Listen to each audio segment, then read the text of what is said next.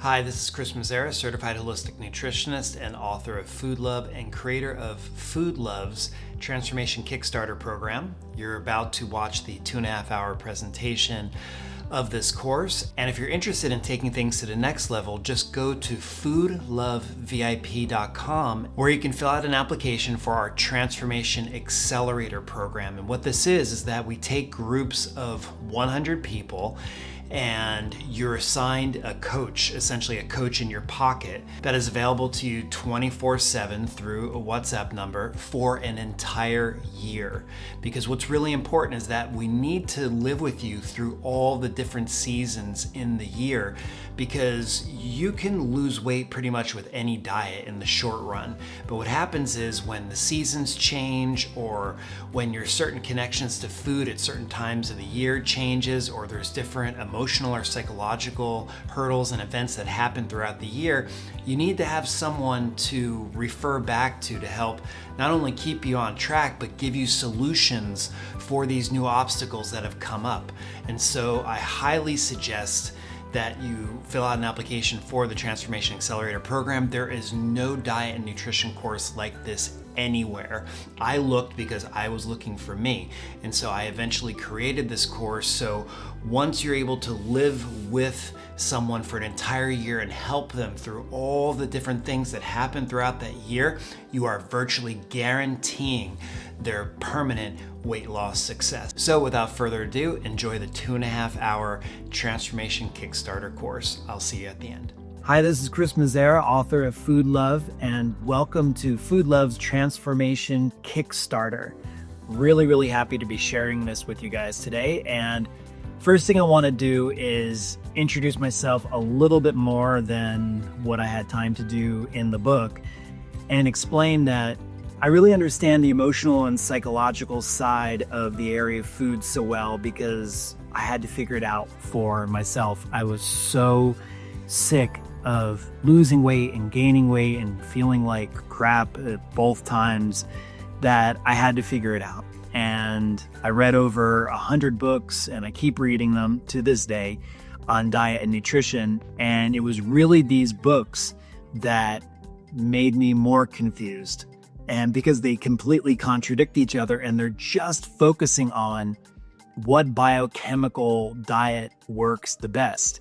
And from what I've seen, especially when you're dealing with medical doctors who have a lot of patient results, there's a lot of science, a lot of research that's been done, it seems like they all work, and there's validity to all of them.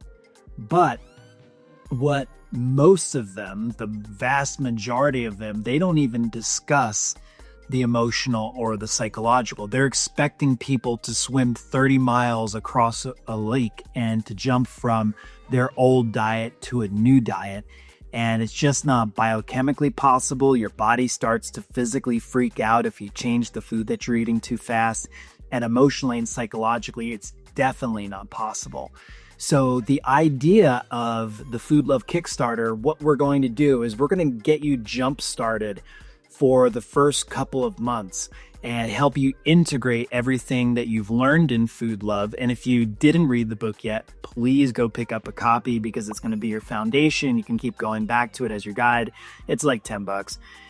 And what we're going to do in this video series specifically is help you get on the road. And I'm going to explain things a little bit deeper. I didn't have a lot of time. The book would have been way over 1,000 pages if I would have accurately taken the time to explain every single thing that I talk about in the book, because these are really deep things, and they're new. People reading this book for the first time, they're like, oh my God, I haven't heard of food ladders or food conditioning in the way that you're explaining, and all the different things that we talk about, and the way that we present everything. So what I want to do is I want to focus on pretty much a day in the life and a week in the life, and show you what you need to do in the mornings, for snack, at dinner, before bed. We're going to get into the work environment. We're getting into the car. We're getting into the home. And we just want to set up your life so that for the next couple of months, you know what you're doing, you know why you're doing it, you know the different options that you have. So again, welcome to Food Love's Transformation Kickstarter. Looking forward to sharing these videos with you guys, and on to the next one. Welcome to the video on morning meals. So with your morning meals, it's the most important time of the day. And I say this a few times in the book, but I want to massively reiterate it here. It's the most important time of the day because it's the first time that we have the opportunity to feed our cells. And when we have that cells first mentality and we do that from the morning, we have an opportunity to feel like $1 million for the rest of the day. And there's a lot of positive things associated with morning smoothies and some of the other morning meals that I've suggested. And after this video, I'm going to include the bonus video on the different morning meals in case you didn't see it there. But what's really, really important is that when our cells are happy and they're getting the nutrients that they need first thing in the day, then we are not fighting an even steeper uphill battle. And the steep uphill battle that we have to fight every single day has to do with all of the marketing and all of the super addictive food that's out there, all of our food conditioning, our house party, all these different things working against us. And when we feed ourselves, then most of that drama disappears and we're able to feel more in control and therefore make smarter decisions, still eating super, super yummy food, eating our favorite foods, but being selective about the quality of the super yummy favorite foods that we're eating. And that's everything. So that tone gets set first thing in the morning. And the thing that I've used for years is the morning smoothie. If for any reason you can't use that, there are many other options. I'm going to give you other options even in this video training. But I just want you to understand that doing the right thing right away helps so much. And I don't have a nutrient dense, super yummy breakfast every single day, 365 days out of the year. It wouldn't be possible. There are days that something happens on vacation, traveling, and I didn't prepare properly or whatever the deal is. But if 80% of my days or more, I'm starting my day right because I want to feel great. I want the emotional, psychological, and biochemical benefits from starting my day the right way, then that's why I do it. Besides, it tastes amazing and I love fruit smoothies and that, up feeling it gives me in the morning. So the next thing is, I get a lot of questions about this. You need to eat when you need to and not because you think you have to. And the reason is one of the only fasts that we get during the day, which helps to kind of reset our body, is when we sleep at night. So if we sleep 8 hours, well, then we get an 8-hour fast, or 6 hours or 7 hours, whatever the amount of time is that we're sleeping. And a lot of people ask me, well, if I'm not hungry first thing, do I have to have a smoothie? And the answer is no, definitely not. You want to honor what your body is telling you. If your body's telling you, listen, I'm good, like you can give me a break for a longer period of time and I'm going to be fine. What happens is that some people let it go so long and then they become insanely hungry, and then they're going to eat calorie dense, nutrient poor foods that will feel like it's filling them in the moment. And yes, it is filling them, but then they end up feeling like crap afterwards. So it's really important that we have a balance. And so with that balance comes a little bit of planning. So only break your fast when you need to. That's why they call it break fast, breakfast. You're breaking the fast from sleeping in the nighttime. Like I said, there's a lot of things at work. You got emotional, psychological, biochemical, and your house party. You got ego and your emotions and all these different things happening, and also your food conditioning, because you've been conditioned, okay, when I wake up, I need to eat something. And I remember when I was going to high school, we had to get up so early in the morning. I couldn't eat anything. I had to like force down like one little piece of toast because like I wasn't hungry. I'd have my vitamins and a little thing of orange juice, but I wasn't ready to eat at that time, you know, but that is the Western conditioning. Like we get up, we have to, you know, stick something in our stomach so we feel full. And I fall victim to that still to this day. You know, if I have like a long distance travel thing that I have to do, or if I'm going to an airport, I'm like, oh God, I have to fill up, because what if the food at the airport is awful? What if there's nothing available on the airplane or whatever? I have this like crazy mentality where I gotta like stuff myself. And that's from past conditioning. So we have all of these different things at work in the morning. And so it's not that big of a deal, but we just want to be aware. And the path to find the solution usually is through mistakes, you know, doing something and being like, I shouldn't have done that. Like, okay, now I need to fix and I need to figure. So don't worry about that. Like, that's why like the whole, there's no slipping, cheating, failing, falling, all of that kind of stuff, because we're always R&Ding every single thing that we're doing and figuring out, well, what's best. And because no two people's life circumstances are the same, your schedule's not the same, your work environment's not the same, well, you have to find something that works specifically for your situation and your life circumstances, and I'm going to help you get there throughout these videos. So with morning meals, we have to plan, and it's not like we have to strategize, but just like with any area of life, there's always a plan.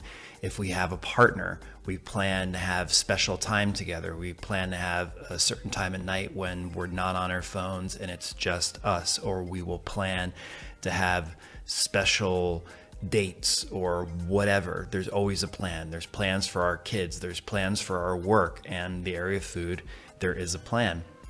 And so I always had to come up with what plan worked best for me in my mornings. And so the plan that I had for my job in New York is different from the plan that I have now where I work and where I work out of and where I live. And so once you find your thing, most likely your life isn't going to change so drastically where you're going to have to be changing your plans all the time. Usually you have like 1, 2, or 3, like going to work, weekends, and then if there's like a business trip or a family trip or something out of the ordinary, there's like two or three plans. But morning meals require a plan. And sometimes it has to do with, well, how long is your commute? So if you don't feel like eating first thing in the morning, to think, well, can I eat during my commute? Can I drink a smoothie? Can I have whatever I plan to do, overnight oats? Is it something that I can do once I get to work? A lot of these things are common sense, and I know that you would be able to figure this out on your own, but I just want to present these questions because a lot of people have the amazing ability to throw in the towel like that. It's like something doesn't work. They're like, oh, this smoothie, you know, if I drink it and I have an hour and a half commute, I have to pull over and use the bathroom because there's a lot of liquids and I have to urinate or whatever the deal is. And that's just the kind of people that they are, where you can change. If you're like that, you can change. We'll talk about that in another video. But you do have to figure things out, and I'll share my story with you in a second. Also, can you eat at work? Most work environments allow that now.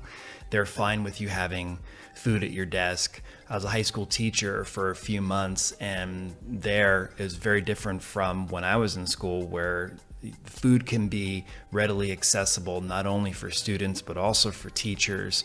So work environment has changed a lot, but you know, there might be a certain culture, a corporate culture or whatever it is, and they don't want you having certain things, or a smoothie thing is fine, but you know, they don't want like a full sandwich out in front. Whatever the deal is, you just have to figure that out. I even went as far as having a blender. I brought my own blender to have it work, so I didn't have to make anything at home, and I could just make my smoothie when I was at work, and I'll talk about that in a second.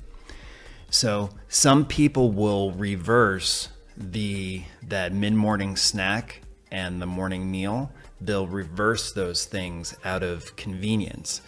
So they'll start with just having a piece of fruit or something, some easy sort of a snack. That kind of buys them time to get to work. They'll make a smoothie at home. They'll bring the smoothie with them. And then 9, 10 o'clock, 10:30, 11, whatever it is, then they'll have the smoothie, and that works better. So you can mix and match and do whatever works for you. And of course, trial and error, like that's always going to be the path.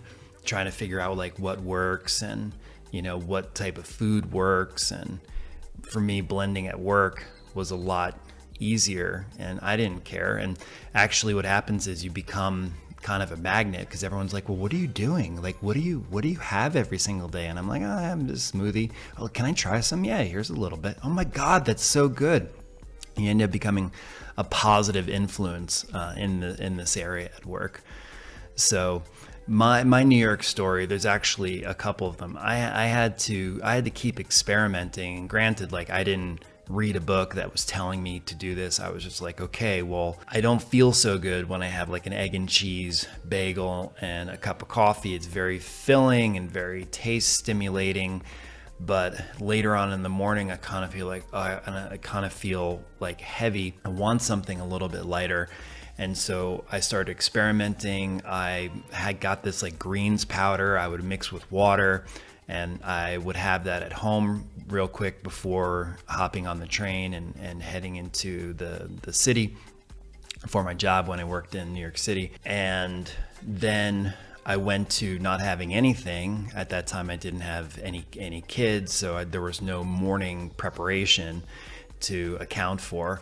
A lot of times when you're getting kids ready, you end up being up for an hour or an hour and a half before you have to leave for work because of preparation. Some people get up and they head into the bathroom. They will shower quickly and they head out the door. So it's like a 15-minute deal. So whatever your situation is, you just kind of have to figure it out. So I would do that. And then about an hour later, I would start to feel a little hungry. So I'd go across the street and I had a smoothie and I'm like, oh, okay, this works. That's kind of how the whole morning smoothie and combining the greens thing, that's where that came from. And later on, I stopped having the water and the greens thing at home, and I just waited until I got to work. I kept the greens thing in my drawer. I'd open it up. I would make the greens thing there. And I was realizing the more time that I was delaying when I started eating, I actually had a little bit more energy. So I was delaying that fast. I was delaying when I was breaking the fast, but I was doing it organically. I wasn't reading a book on intermittent fasting or anything like that. I was just nice and easy doing things organically, not really being guided by anybody. And this is like early 2000s, so there wasn't so many books out about fasting or anything like that.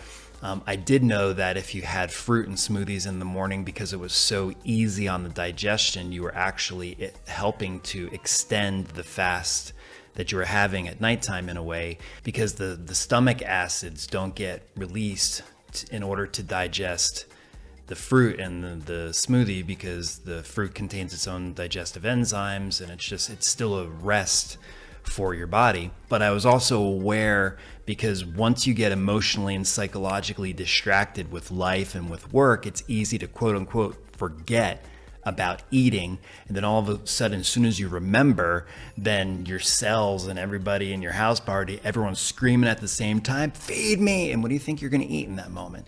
You're going to want calorie dense, which is usually nutrient poor food. If you put like a greasy cheesesteak or a slice of pizza, something like that in front of you, or a salad with a concentrate, you're not going to go for that salad and concentrate. You're going to go for that really calorie dense thing, because you think, okay, I'm in some sort of starvation mode. I need to have something really, really heavy that's going to be satisfying. And that's why we never want to allow ourselves to get to that point. So you want to kind of figure out what is going to be best for you. And yes, after you have liquids, you have a smoothie, you are going to need to urinate within an hour. And that's really, really positive for your system. We get into advanced things like that in the biochemical section of the Transformation Accelerator course, and we go into all the positive benefits that naturally happen from doing things right. But that's how things evolved for me in New York. And to this day, that's what I do. In the morning, what I'll do is I'll just kind of wait. Like I'm shooting this video early in the morning, and I will wait until, I start to feel a little hungry, and then I'll have my morning smoothie. And that works best for me. So I don't have anything like at a pre-programmed time. I'm not rigid about anything. And sometimes I need to have my morning smoothie at 9 a.m. and sometimes I don't need it until 11 a.m. And these are all the kind of details going forward that you guys will figure out, and you'll do it in a way that feels the best and also works the best strategically for your life and for your work and everything that you have to do in the morning. So most importantly, what to have, you want to be happy. Your morning meal should never be a chore. It shouldn't be like, oh, I have to have this thing. It's giving me a lot of vitamins and nutrients that I need. It should be something that you look forward to having from a taste perspective, and also because it feels good emotionally and psychologically, and you get that biochemical return on investment afterwards, where you have it and you actually feel pretty good, or at the very least, you don't feel bad. If you have something and you feel neutral, that's positive, because most of the time what we're used to, and we're just programmed, we eat something and it doesn't happen right away, right after the meal, but an hour or two later, we're gonna feel that kind of feeling. And that can be physical, can be emotional, can be psychological. Usually we're gonna go to Starbucks and we're gonna have something to lift us out of that kind of feeling. That's what we're used to. So you want to have something that you're happy from a taste perspective, from an energy perspective, and you're getting a really good return on what you're putting into your body. So if you're looking for additional ideas other than the ones that I'm going to be sharing with you, you can check out some of my YouTube videos, but you want to be careful just checking YouTube in general, because even if you're doing plant-based things, there are a lot of like morning smoothies that have like tons of like peanut butter and honey, and it's really, really overdoing it, either in the sweet category or too much plant fat to start your day. You really want to be careful. You do want to find something that works for you, and maybe down the road you end up finding that something with oat milk and cashew butter and blended pecans and whatever really, really fuels you, that you do better having more plant-based fats in the morning as opposed to fruits. And that's a possibility. But don't just take anything that's out there. The reason that I'm suggesting the morning meals that I am is because the food combinations are there, especially with a morning smoothie. It's combined perfectly. It's in and out of your stomach. But even some of the other ones, there's a reason why they're suggested, and they're lighter on your digestion. So if someone's suggesting to have toast and a fried egg in the middle with slices of avocado, let the buyer beware. And if you start to not feel so good after having it, well, it's R&D. R&D goes in both directions. It helps you find positive things, and it also helps you to find things to stay away from. So one of the books that I recommend, Kiki Nelson, she's got a lot of really good breakfast ideas. She's got some good ideas for all throughout the day, but especially she's really focused on calorie efficient, nutrient dense foods, and she's also focused on things that are really, really yummy. This is also the Prevent and Reverse Heart Disease Cookbook. Same thing. Breakfasts are yummy, as you can see some of the photos in this book. And also the Engine 2 Cookbook. There are a lot of great calorie efficient, nutrient dense, super yummy ideas in these books if you want to check them out, just to have a couple of extra things. If you love the morning smoothie, if it's not broken, no need to fix it. Just work with what is working for you and keep doing that.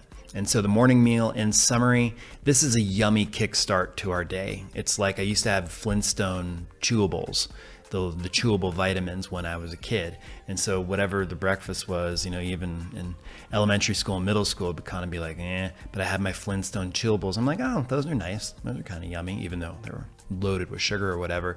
But it's just like a yummy kickstart to our day. Cells first. So the rest of our day is a heck of a lot easier and we can make it a success.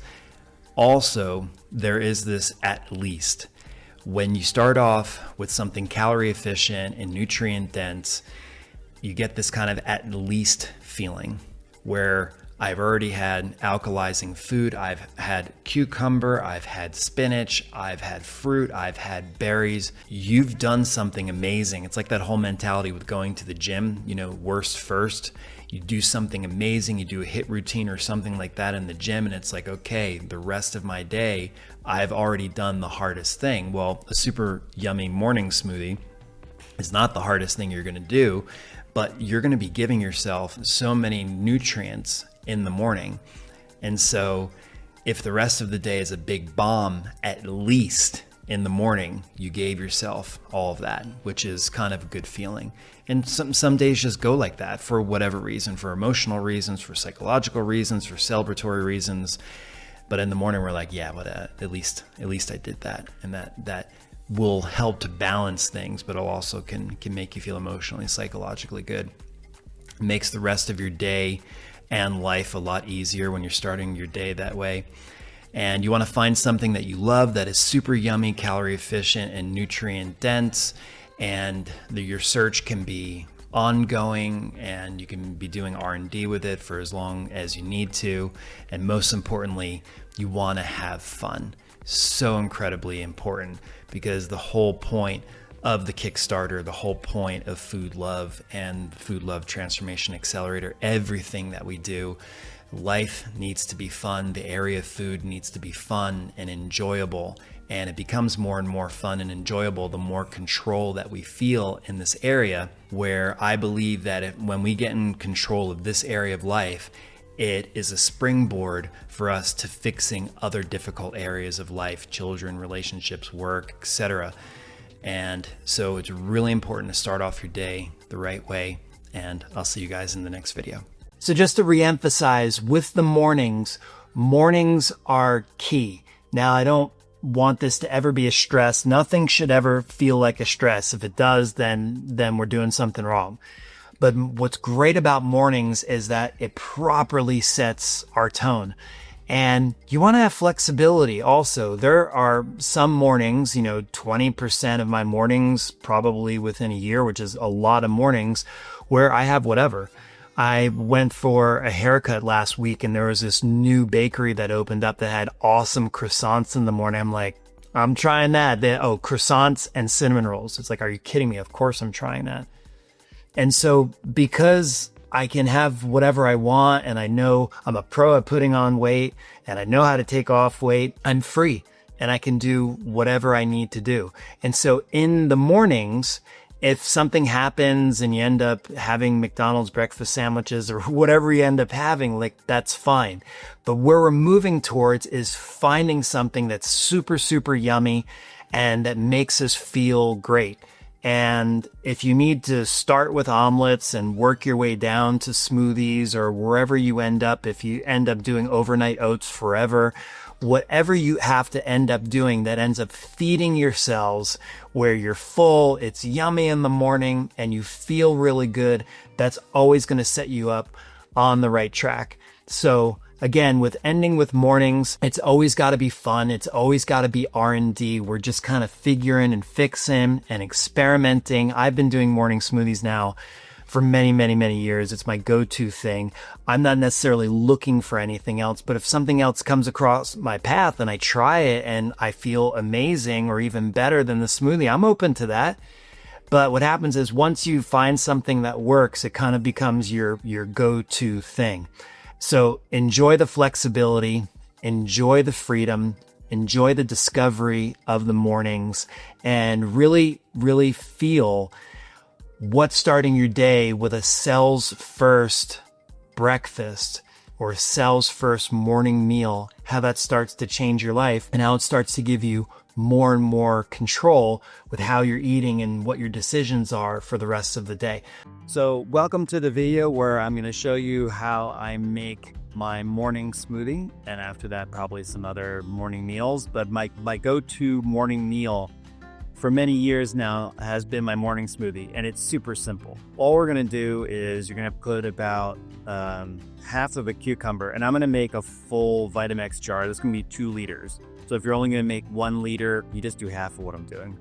And then after that, you use your bananas. If you're lucky enough where you have ripe plantains or plátano machos in your market, these are really, really good as well, and they're very, very heavy. And I don't fuss at all. These just get broken up and thrown in. And I never have an exact count because the fruit always comes in different sizes, so I'm just kind of eyeing it, and that looks good. And then I'm going to add my blueberries. And if you don't want the smoothie to be too cold, just let them sit out, cover them cheesecloth or something else in the nighttime, so in the morning they're room temperature. And then I add a handful of baby spinach and water. And water again is to your liking. So if you like the smoothie to be a little bit thinner, so it's easier to drink in the morning, you can put a little bit more. If you like it thicker, like the consistency of yogurt, and you want to eat it with a spoon, you can put a little bit less. And now we're ready to blend. Normally when I blend my smoothie, I'm not going to have it facing the opposite direction, but for you guys and for demonstration purposes, so you can see everything that happens, this is how we're going to do it. So I'm going to put it on for about 20 to 30 seconds to make sure it blends pretty good. I'm going to stop it, and I'm going to blend it for another 5 to 10 seconds after that, because sometimes all the spinach leaves don't blend. And if you let everything settle for a second and then give it a second blend, then everything blends smoothie. So here we go.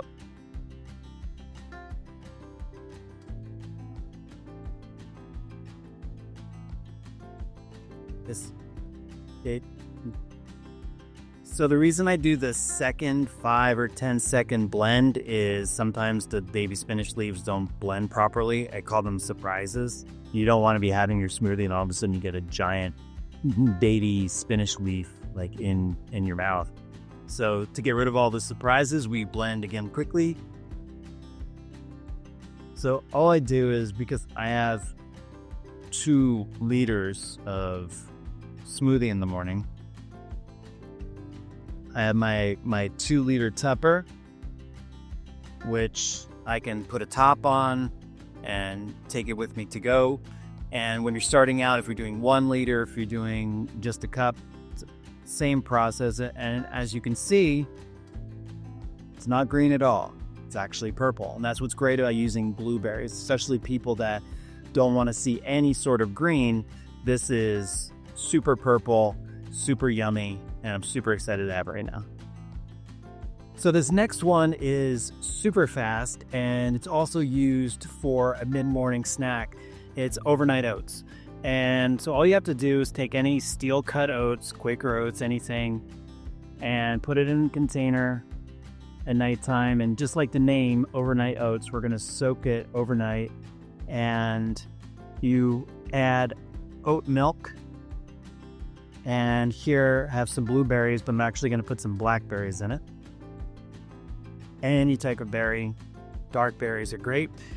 Now, if you're not on a descent and you're kind of around your ideal weight and you're kind of doing the hover dance, adding some healthy fat is a really good idea. So we can add some chia, or we can add some flax seeds. And you guys are going to end up learning a little bit of Spanish because I'm in Mexico and flax seeds are called linaza. And we want to add a little bit of vanilla. A little bit. And a little bit of cinnamon.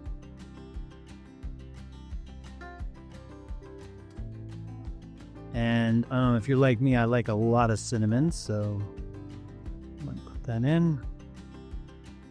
And then we're just going to put on the lid. move it around a little bit, stick it in the fridge, and it's ready the next morning for breakfast. You can take it to go. Great thing to have in a car.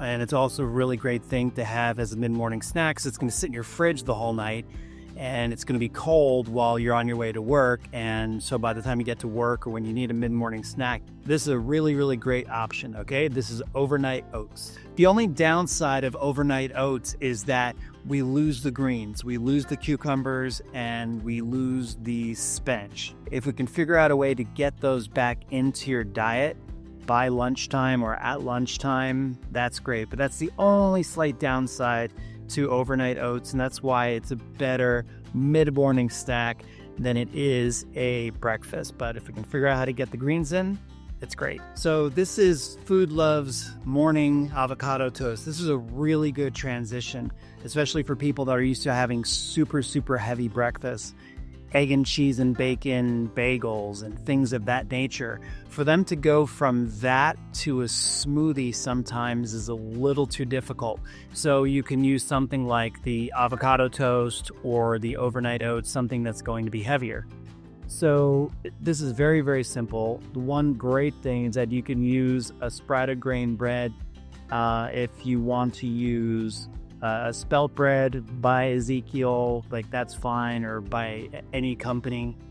Anything that is not going to be too taxing on our digestive system. And what's great is that for people that are suffering from celiac, they can have this as well. They just have to use something that doesn't have wheat or flour in it.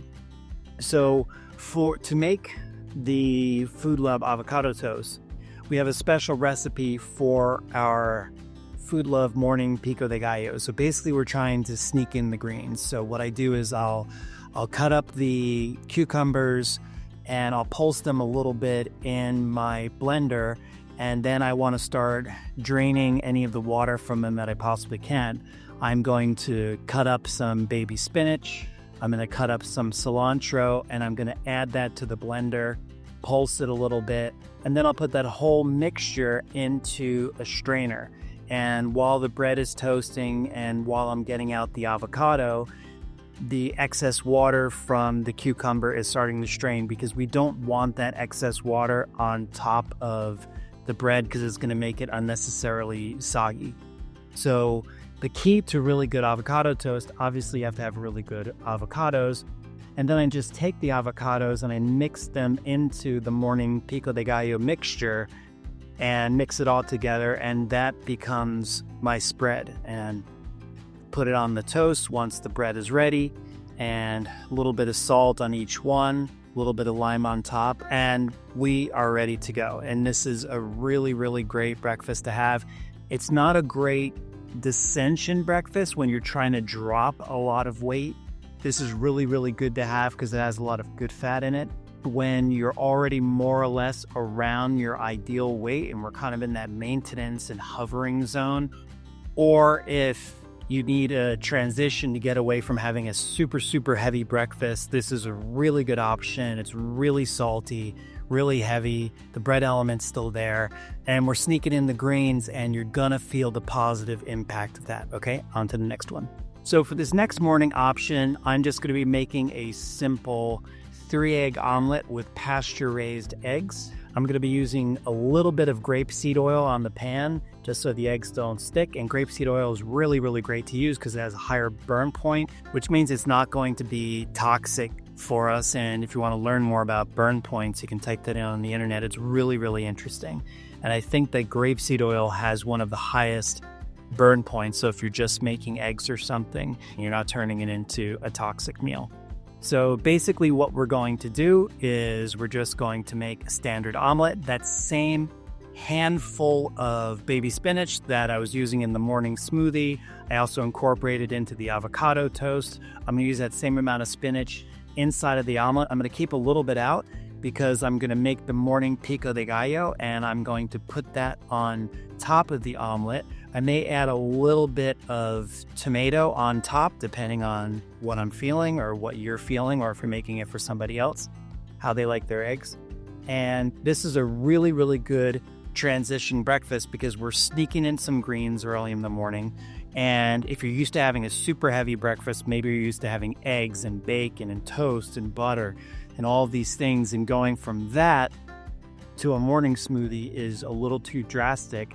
This is something that you can use. This would be like a first step, and then you can move to the avocado toast, and then you can move to the overnight oats before going to the smoothie. You can use it in any way that you want, but definitely give this a try. It's a lot healthier than a normal omelet, especially because we have organic baby spinach. We have organic pasture-raised eggs that we're using, and we're getting a little bit of cucumber. We're alkalizing early in the morning, and you're just gonna feel a lot better after having this breakfast. So the next breakfast I'm going to show you guys is the tofu scramble. And there are literally hundreds of tofu scramble videos on YouTube that are really, really great. Everybody uses their own, little special cultural twist on the dish. And I'm just going to show you really, really basic how to do a tofu scramble. And this would be, getting away from eggs in the morning, having something that's still heavy, still full of protein, and definitely easier for our bodies to digest. And we're going to try to sneak in the grains in the same way that I did with the other dishes. Now, what we don't want to do is we don't want to cook the spinach for too long. So you're going to see just at the very, very end, after I take the tofu scramble off of the stove, that's when I'll mix the spinach in. So it's not cooking, it's just getting warmed a little bit from the tofu and the other ingredients that are there. So I usually start with a little bit of onion and a little bit of red pepper or yellow pepper. And what you like, orange peppers are great as well. Then you're going to add in the tofu, and then you'll add in your different spices, onion powder, garlic powder, salt, cumin. You can also add some turmeric for some color, and turmeric has some great nutritional properties as well. You can add some nutritional yeast in there, and basically we'll want to mix all of it together. And as soon as we take the pan off the heat, that's when we want to add in the spinach and serve it on the plate. And we're still getting the cucumber and the spinach in. So I hope you enjoyed this option and use it when you need it. Okay, so now we're moving on to lunches. Lunch is one of my favorite times of the day. You're probably going to hear me say that for all the different meal times. But what's great about lunches is that we have an opportunity to continue the positive momentum that we've created from the morning and from our morning meal and from our morning snack, and bring that into our lunchtime. Usually lunch is a little bit easier to make a better choice with than dinner time. Our senses are still kind of in the process of waking up. They're really happy because they were given something super yummy in the morning. Our cells feel really great. And so it's good to kind of continue that calorie efficient, nutrient dense meal. So I'm going to include the this and that's video, the bonus video from Food Love after this video. And the most important thing about lunches is that we want to ladder the different elements of our lunch. So if we have lettuce as our base, great to get those organic greens. And if we're talking about concentrates, we want to keep upping the quality of the concentrates. So let's say we're doing pasta for lunch, which is a very common meal that I'll have. Probably 4 days a week I'll have pasta for lunch because I love Italian food. So I will keep upping the quality of the pasta that I get. I'll go from a heavily refined white pasta to a whole wheat pasta. I've been experimenting with higher quality pastas, different legume type pastas like chickpea pasta and lentil pasta, different things like that. So the calorie efficiency of what I'm having and the quality of the food keeps rising.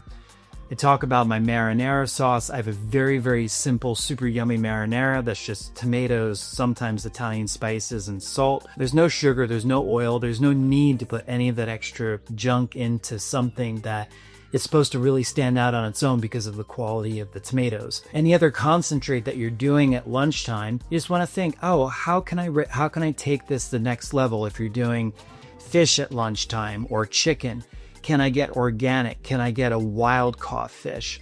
If let's just say that you're having an egg salad for lunch, use pasture raised eggs. just keep raising the quality of the concentrate that you're using. And we're also taking a look at the sauces that we're doing and the salad dressings, and we're just every single day, every single week, just upping what we're doing. And you're going to see, because you do everything gradually, and it's not anything that your senses are going to detect and be like, oh my God, this is salmon from Alaska. They have no idea. As long as the food is yummy, your senses don't really care. We care, because we have to live in our bodies. We have to live in the future that we're creating for ourselves, our physical body future, by caring about the quality of the food that we're putting into it. And if we're doing it little by little, and if we're using our favorite foods as a guide, the whole process is fun. That's the whole point. I've never felt restricted or deprived in any single way with my food. If anything, I get really excited when I discover something that's still super yummy, but the quality level is so much higher, because I feel like I'm giving back to myself. Yes, I'm pleasing my senses, I'm pleasing myself in those ways because I love food and I love yummy food. But if I'm also giving myself something good at the same time, like that's a really good feeling.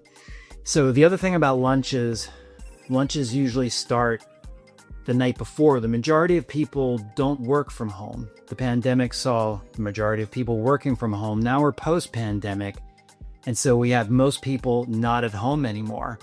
And for the majority of us, in the morning, we don't want to think about having to make lunch. We want to do what we have to do, get our kids ready, make our morning meals, and get out of the house.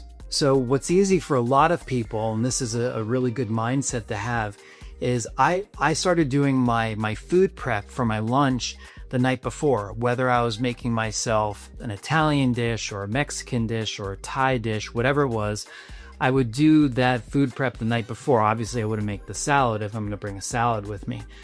But any of the concentrates, I would do it, put it in a microwavable dish.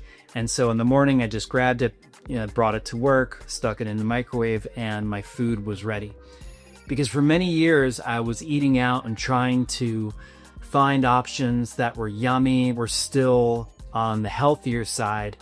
And it's kind of a contradiction when you're talking about fast food and restaurants, because their job is to make the food as yummy and as addictive as possible so that you'll keep returning. So there's a lot of salt, like more salt than you would need. There's more oil, there's more fat, there's more deep frying. It's just a harder thing to negotiate. And what I'm doing is I'm including a separate video that's going to talk about eating out and easy ways to navigate your favorite places. Now, when you're eating for entertainment, you just eat whatever you like. But I'm going to show you at different restaurants, famous places, fast food places, places like Olive Garden, etc. You can go there, still have super yummy food, and not walk away with having eaten 2,000 calories and afterwards completely regret what you did. So you can still eat for entertainment and also have some calorie efficient food in there if you want. Sometimes you can just eat for entertainment and eat whatever you like, and that's great and that's super important. So we're going to talk about that in a separate video, but specifically for lunchtime, I was tired of navigating what I was going to order from different places. And I had a routine when I was in the city, and I would order from certain places on certain days. But when I really started caring about the quality of my food to an even greater degree, I started making more stuff from home. One of the special dishes that I'm going to share with you in this course is a Mexican dish called enfrijoladas. And it's a bean concentrated dish. And in the United States, beans are a side dish. You go to a barbecue, you have hot dogs and hamburgers and coleslaw and potato salad and baked beans on the side. It's kind of like a side dish, where here in Mexico, it's usually a part of the main dish. And when they've studied cultures where there's a lot of beans in the diet, there are a lot fewer occurrences of various cancers, and you can look this up on the internet. But I don't focus on those bonuses. Sometimes when you focus on the bonuses, you feel like, oh, well, I have to have beans. No, you don't have to have beans. We had beans because they taste super yummy. They're super calorie efficient. They make us feel full, and they're great for weight loss. So I like to have it because after I finish this dish, I don't have that feeling. And I also know that I gave myself something good. So emotionally and psychologically, that feels good. So the first thing that we have to do with enfrijoladas is we have to soak the beans. So with soaking beans, one thing that I do with all of the cooking that I do, it's got to be fast, got to be cheap, got to be super yummy, but there has to be also no extra time. It's got to be like just in the fluid motion of the day. So something that's very common is that I'll start soaking beans in the morning and then I'll head out to work. And then by the time I get home, they are ready for the Instant Pot. And this I'm going to use, you're going to see it in many, many videos because it's one of those things that just makes cooking fast and cooking easy. And when the beans are soaking, they're doing all the work. The water's doing all the hard work and you're off somewhere else doing, your job or whatever you got to do during the day. So after we have soaked them, you're going to see they're going to become double the size. And we want to wash them off. We don't want to dump them with the water that they've been soaking into the Instant Pot. We want to clean them off. So we're going to put them in a strainer. Going to rinse them with water. And then they're ready for the Instant Pot. And then all we have to do is take the beans, put in the beans, and we want to fill it. I mean, there are lines here in the Instant Pot where it'll show you the maximum amount. But if you want to be on the safe side, you fill it with the concentrate, whether it's rice, you're cooking pasta or beans. 2/3 of the way it is a max. So I'm just going to add a little bit more. And then we're going to add our water. You don't have to fuss about the type of water that you're going to add into the Instant Pot because the water is going to be brought to a boil. So if you want to use tap water for this, it's totally fine. But for beans, I usually put about 3/4 of an inch to an inch more water over the line of beans. And this is what makes life easy. All we have to do, there's actually a beans button that I'm going to come around and push. Bean and grains, 20 minutes, and start. And that's it. After 20 minutes, the beans are going to be cooked, but usually what I'll do is I'll have them cook and then I'll switch the mode to like a soup mode so that it just keeps them on a simmer for a while and until I need them. So because I like my beans to be really, really soft, almost like a soup texture. And that's all I have to do. And now we're ready for the next stage. So one thing that I'll start to do while the beans are cooking, and they're back there where they belong, is I'll start baking my pico de gallo. And so this is really fast, and this is what makes, the entire thing just take 20, 30 minutes max. Pico de gallo, in terms of food ladders, this is at the top of the tomato-based condiment, whether it's ketchup or whatever, food ladder, because we're using all raw ingredients. We don't have to put salt. Because especially if the dish that we're having is salted, we don't have to salt this as well. That's how there's all this extra salting going on, because what's really important about the pico de gallo is the combination of the tomatoes, the cilantro, the onion, and the lemon specifically. Real pico de gallo in Mexico calls for jalapeno. You don't have to put jalapeno, you can cheat. And you can get some pickled jalapenos called rajas. They're in salt and vinegar already, and they're a little bit more chill. You'll still see the white from the onion and the red from the tomato and the green from the cilantro, and seeing that bright green chili in there as well is really, really nice.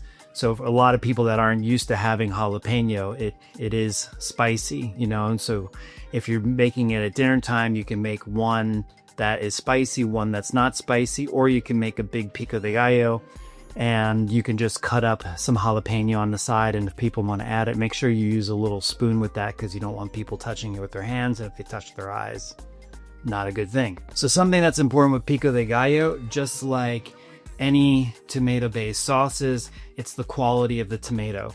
So these tomatoes are a little bit more firm than what I would use for a tomato sauce, like a marinara sauce. I want those to be a little bit more squishy.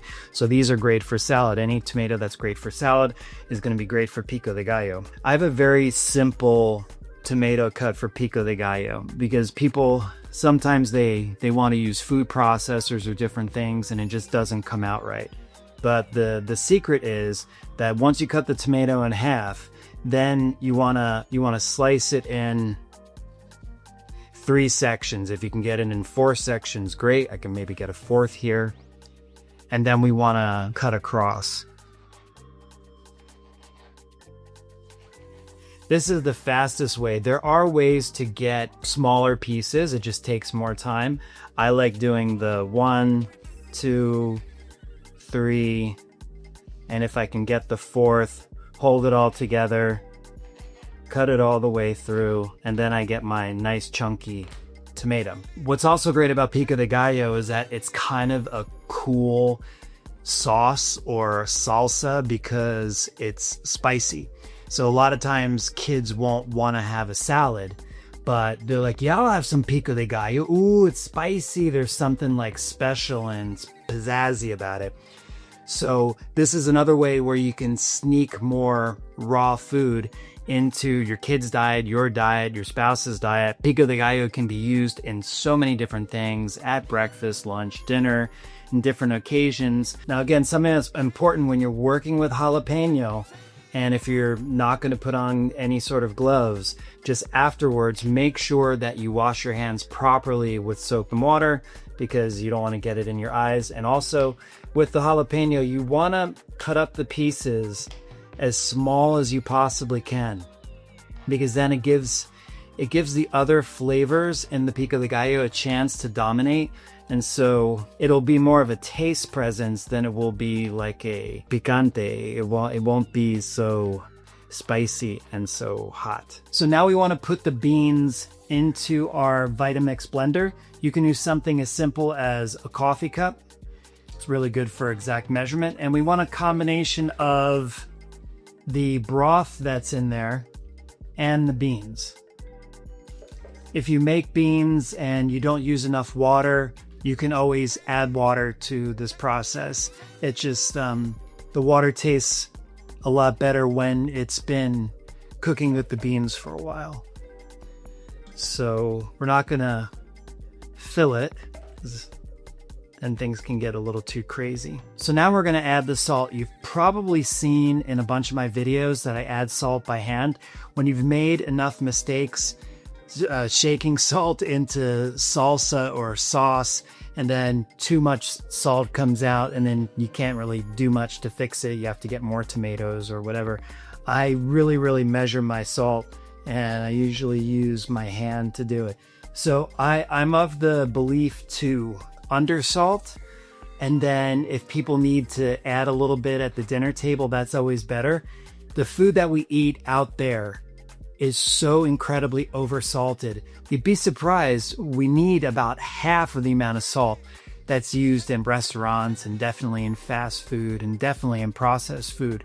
So start with experimenting undersalting, and then if you need a little bit more, or if you're serving a bunch of people, they can add it if they need it. So now we're just gonna blend the beans and the bean broth with the salt until it's a rich, smooth, creamy texture. So our next step is just to get the beans into a deep dish frying pan. And because our beans are already hot, they're only going to be on the stove for a second, just long enough for us to start to cook our tortillas. So you could put the flame down to medium low.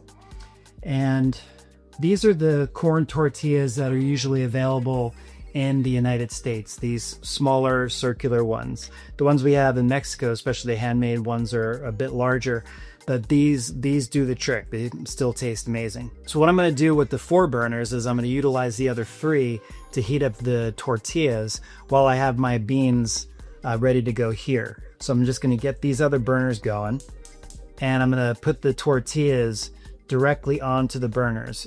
If you have an electric stove, it's fine, works just as well.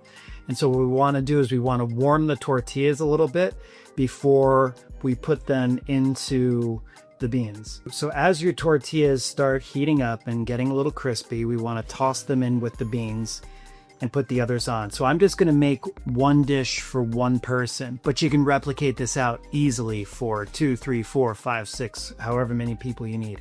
Very, very easy. So what I'm going to do is I'm going to make sure that the tortillas are properly covered in the beans. So I'm going to put my last 3 tortillas in. This is probably something around the size that I would have. This is like a big meal with 9 of these small corn tortillas. I want to make sure that they're properly covered in the beans. And then what I'm going to start doing is I'm going to start scooping out the tortillas covered in the beans onto the plate. So this extra garnishing that I like to do, I like to take a little bit of romaine lettuce, sometimes the lighter part of it.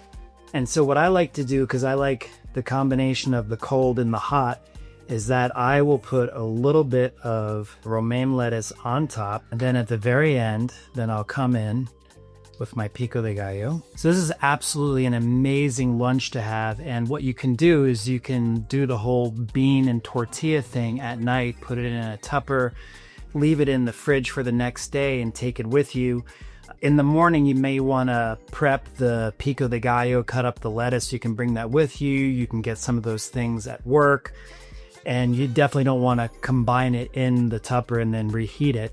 You want to keep the cold side cold and the hot side hot, like the legendary McDonald's McDLT, which, where did that go? But anyway, this is an amazing dish, really, really good for weight loss and for weight maintenance, and has so many good things going on with it. I don't even want to broadcast all the amazing things that beans have, and tomatoes and onions and cilantro. Everything that's going on here is really, really good for you, and it's super yummy.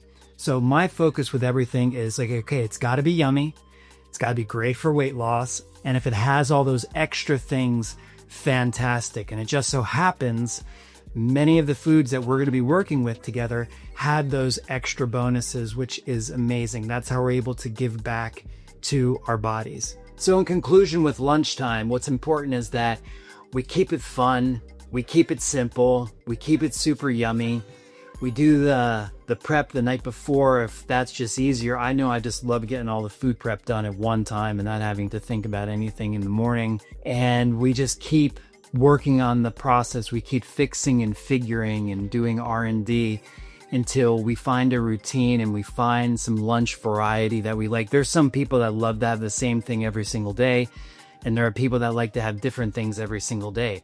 You're going to find your plan and your routine, and as long as you're just focusing on improving the quality of the concentrates that you're having and improving the quality of the greens that you're having and the salad dressings, then at a certain point you can be like, okay, I'm at a max. I've got the highest quality concentrate, highest quality greens, I'm doing great with the salad dressing, then fantastic. And you're also going to be able to feel at that point, okay, this is food that actually helps me to maintain weight, or this is food that helps me to lose weight. And you'll be able to use certain lunches at certain times. I know when I get down to my ideal weight, or closer to my ideal weight, I'm a little bit more liberal at lunchtime, so I'll do more bobbing and weaving, and we'll talk about this more when I do the video for dinner time. So with lunches, have fun, come up with a great system that works for you, and slowly keep improving the quality of the food, and that's going to have a huge impact, not only on weight loss, but on a lot of different areas of your life. I'll see you guys in the next video.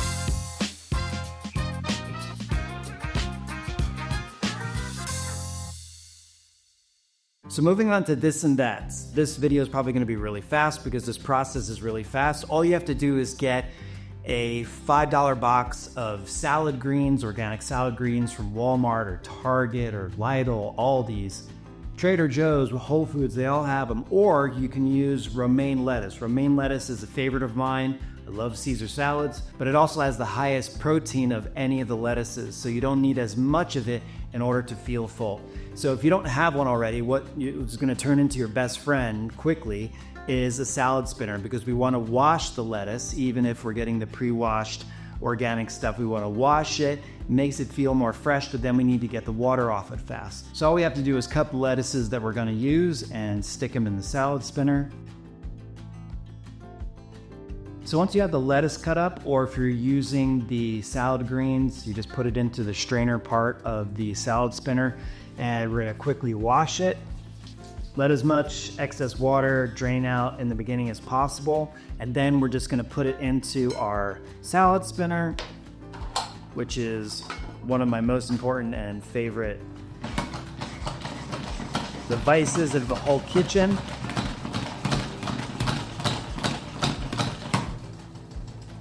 Give it a good spin.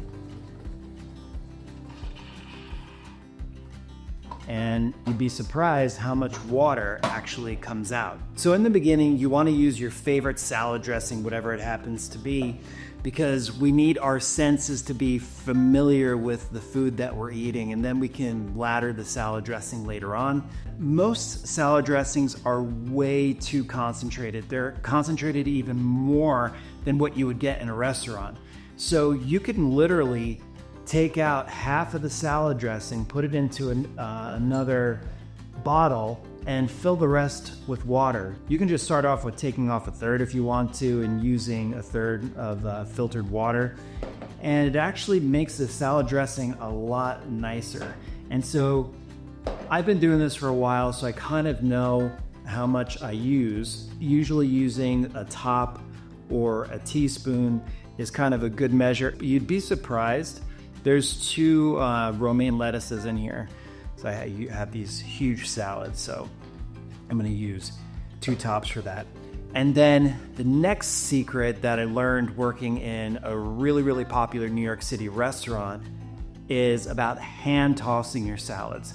Now you can get in there and use like wooden spoons or different things to toss the salad, but I find getting in there and actually using your hands is amazing. Obviously wash your hands first, and we just get in there and mix everything up. Another secret is using fresh ground peppercorns. So these add amazing texture and taste to the salad. You can just top off your salad like this, or when you put on the salad dressing, you can add the pepper and you can mix it in. Both work really, really well. Now that the salad is ready, we're gonna move on to the concentrate. So you can use any sort of concentrate that you want in the beginning. The leaner, the better, obviously. And if you use plant-based concentrates, they're usually going to have a lot less junk in them. I have a lot of plant-based favorites. Beyond is really good because there's no gluten and there's no soy, specifically in their veggie burgers, which taste really, really good. If you have anything that has any sort of breading on it, there is going to be some wheat in the breading. The protein source is always going to be chickpeas or fava beans, which is a lot easier for our bodies to digest. So there's a lot of other brands. I'm not endorsing Beyond, or I'm not getting paid to endorse them. They're just one of the brands that I use. There's a lot of great brands out there, but you want to pay attention to if you have any sort of problem with soy. Obviously, you can get something that's soy and gluten-free, still has a good amount of protein, really, really lean, and it's gonna taste really, really good. So something I've been using for many years, it just makes life 1,000 times easier because I make the salad fast, and at the same time, I have the concentrate going in my Foreman grill, is a Foreman grill. So use anything that you want. I just like that I'm getting heat on both sides and it's more even. If you cook something in a pan, you're getting a lot of heat on the one side, nothing on the other side. So sometimes it can cook a little too much, and I just put whatever concentrate I'm going to use, and you can use Foreman grill for meat and chicken and fish, etc., etc. And today I was using the Beyond chicken tenders, and we're gonna give it a shot, see how it goes. So for any of the plant-based things that I use, I just usually put it on for about 9 minutes, and that does the trick. So what's great is that I can take the concentrate as soon as I'm about to make my lunch, or if I'm preparing my lunch to bring with me to work. I stick the concentrate in, that gets going. I chop up the salad, mix up the salad. The 2 things come together at one time, and I have a really fast meal that's super yummy. And you can do this at lunchtime. You can use this concept at dinner time. And if you need to make a bigger salad for more people, concentrates for more people. It really plays out and makes dinner preparation under 30 minutes. I usually try to target about 20 minutes. And this is how I eat pretty much every single day. And this is actually going to be my lunch right now. So I'll see you guys in the next video after I have my lunch. Second thing is I want to teach you how to make my marinara sauce. I'm a huge Italian food fan, and it makes the biggest difference when you can make a really healthy, super yummy salsa or sauce right at home. And so the key to any good salsa, especially Italian sauces, it always starts with tomatoes. And you definitely don't ever want to get the big round beefsteak type tomatoes. You want to get these. They have different names, sometimes they're called Roma or different things. And usually in the supermarket, they're not even this red. They're usually very orange. And so a really good habit to get into is once a week, buy a couple pounds, leave them in the kitchen. And as they start to ripen and really get red and really get soft on the outside, that's when you want to use them for your marinara sauce. The tomato is properly ripe and it's going to give you the best flavor possible. And so the easiest way to make a marinara sauce, and I've made it the Italian way, and I actually prefer the way that they make their tomato sauces here in Mexico, and it bodes really well, especially when you don't want to stand over a stove and keep flipping the tomatoes in a frying pan to burn all the sides and different, which is a traditional Italian way. The way that they do it in Mexico is a little bit different, and basically all that they do is they steam them. You put a little bit of water into a pot and you steam the tomatoes, and usually what I do is that I'll be steaming the tomatoes as I'm getting the water ready for the pasta, and within 10 minutes time I have a full meal, whether it's for myself or for a bunch of people, ready to go. So specifically with the marinara, what we're going to do is we're just going to take the tomatoes out of the pot and put it into my Vitamix blender. And I'm going to add a little bit of salt. If you want to add some Italian spices to it, you can, but the best marinaras just have tomatoes and salt, and that's it. And you let the tomatoes do the work. And so the way that I like to have my marinara sauce is a little on the chunky side, so I'll just turn the dial to number 1 on the blender, just so it's barely blending. And at that point, you have a really good marinara. Now what you can do is that if you want to cook out some of the water, if you want to reduce it a little bit, you just put it on the stove for a couple of minutes, and some of the extra water will cook out and it'll intensify the flavor and make the sauce even thicker if that's the way that you like it. And so that is my secret marinara. There's nothing so secret about it. These are the secrets: good tomatoes. And if you get in the habit of just getting tomatoes early in the week, leave them out. They're going to ripen in your kitchen no matter what time of the year it is. And then when they're properly ready to go, then you can use them for your sauces. And if they're kind of in the in-between stages, this is great to use for sandwiches and salads. So now we're going to talk about afternoon snacks. This is something that you can play around with and you can have fun with. And this is a massive opportunity moment, because this time of day, I believe this time of day and that post-dinner eating, this is when people have the junk calories and they're not even thinking about it. They're going and getting a caffeinated milkshake that's got like 600 calories in it. They're doing all these different things, or they're having Ben & Jerry's, which is like 1,000 calories if you have one of those little pints. And they don't really need something. They need a little something, but they don't need something that is going to put on all of this extra weight. Having something between lunch and between dinner is really important. They start to get a little hungry, or just from their food conditioning over years of having something in the middle of the afternoon. I know working in corporate in New York City, what you want to do, and especially when you're in sales, in the middle of the afternoon, sometimes you're just like, I need to get out. I had a friend that was a smoker, and he used to really appreciate going outside just to be able to take a break. So yes, he would smoke his cigarettes, but he said also, like, emotionally and psychologically, just getting outside and getting some fresh air and getting out of the work environment. Well, for people that don't have that natural pull to go outside and smoke a cigarette, a lot of people go outside and they'll get a Starbucks. So they'll go get an ice cream, or they'll do something, or a candy bar. They'll do something just for a reason to get out of the office and treat themselves in some way. So this is a really important opportunity to find something that works for you. Now, if you don't need anything at this time, great. Important to arm yourself just in case and pay attention, because if you do see, if you're in denial that you're an afternoon snacker, but you actually really are, it's important to see that. And so we can have a setup for you. So if you have a sweet attack, you have some things that you can go to. So there's a couple things you can do in the afternoon. Now, I'll share in this video, I'll pop it in somewhere, my vitamin hack that I got from Alex Hormozy. So I have vitamins in a big vitamin pill box. And what I'll do in the afternoon, if I need something sweet, I'll take a couple of those gummies. They don't have sugar, and I try to get them as natural as I possibly can. But I was a huge gummy bear, gummy worm, Starburst, hot tamale fan growing up. So having something that reminds me of candy in the afternoon, that really works for me. But there's a lot of different things. If it's the winter time and you need something warm, Ticino can work really, really well. And Ticino, if you haven't seen the video on it, it's a coffee substitute. They taste amazing.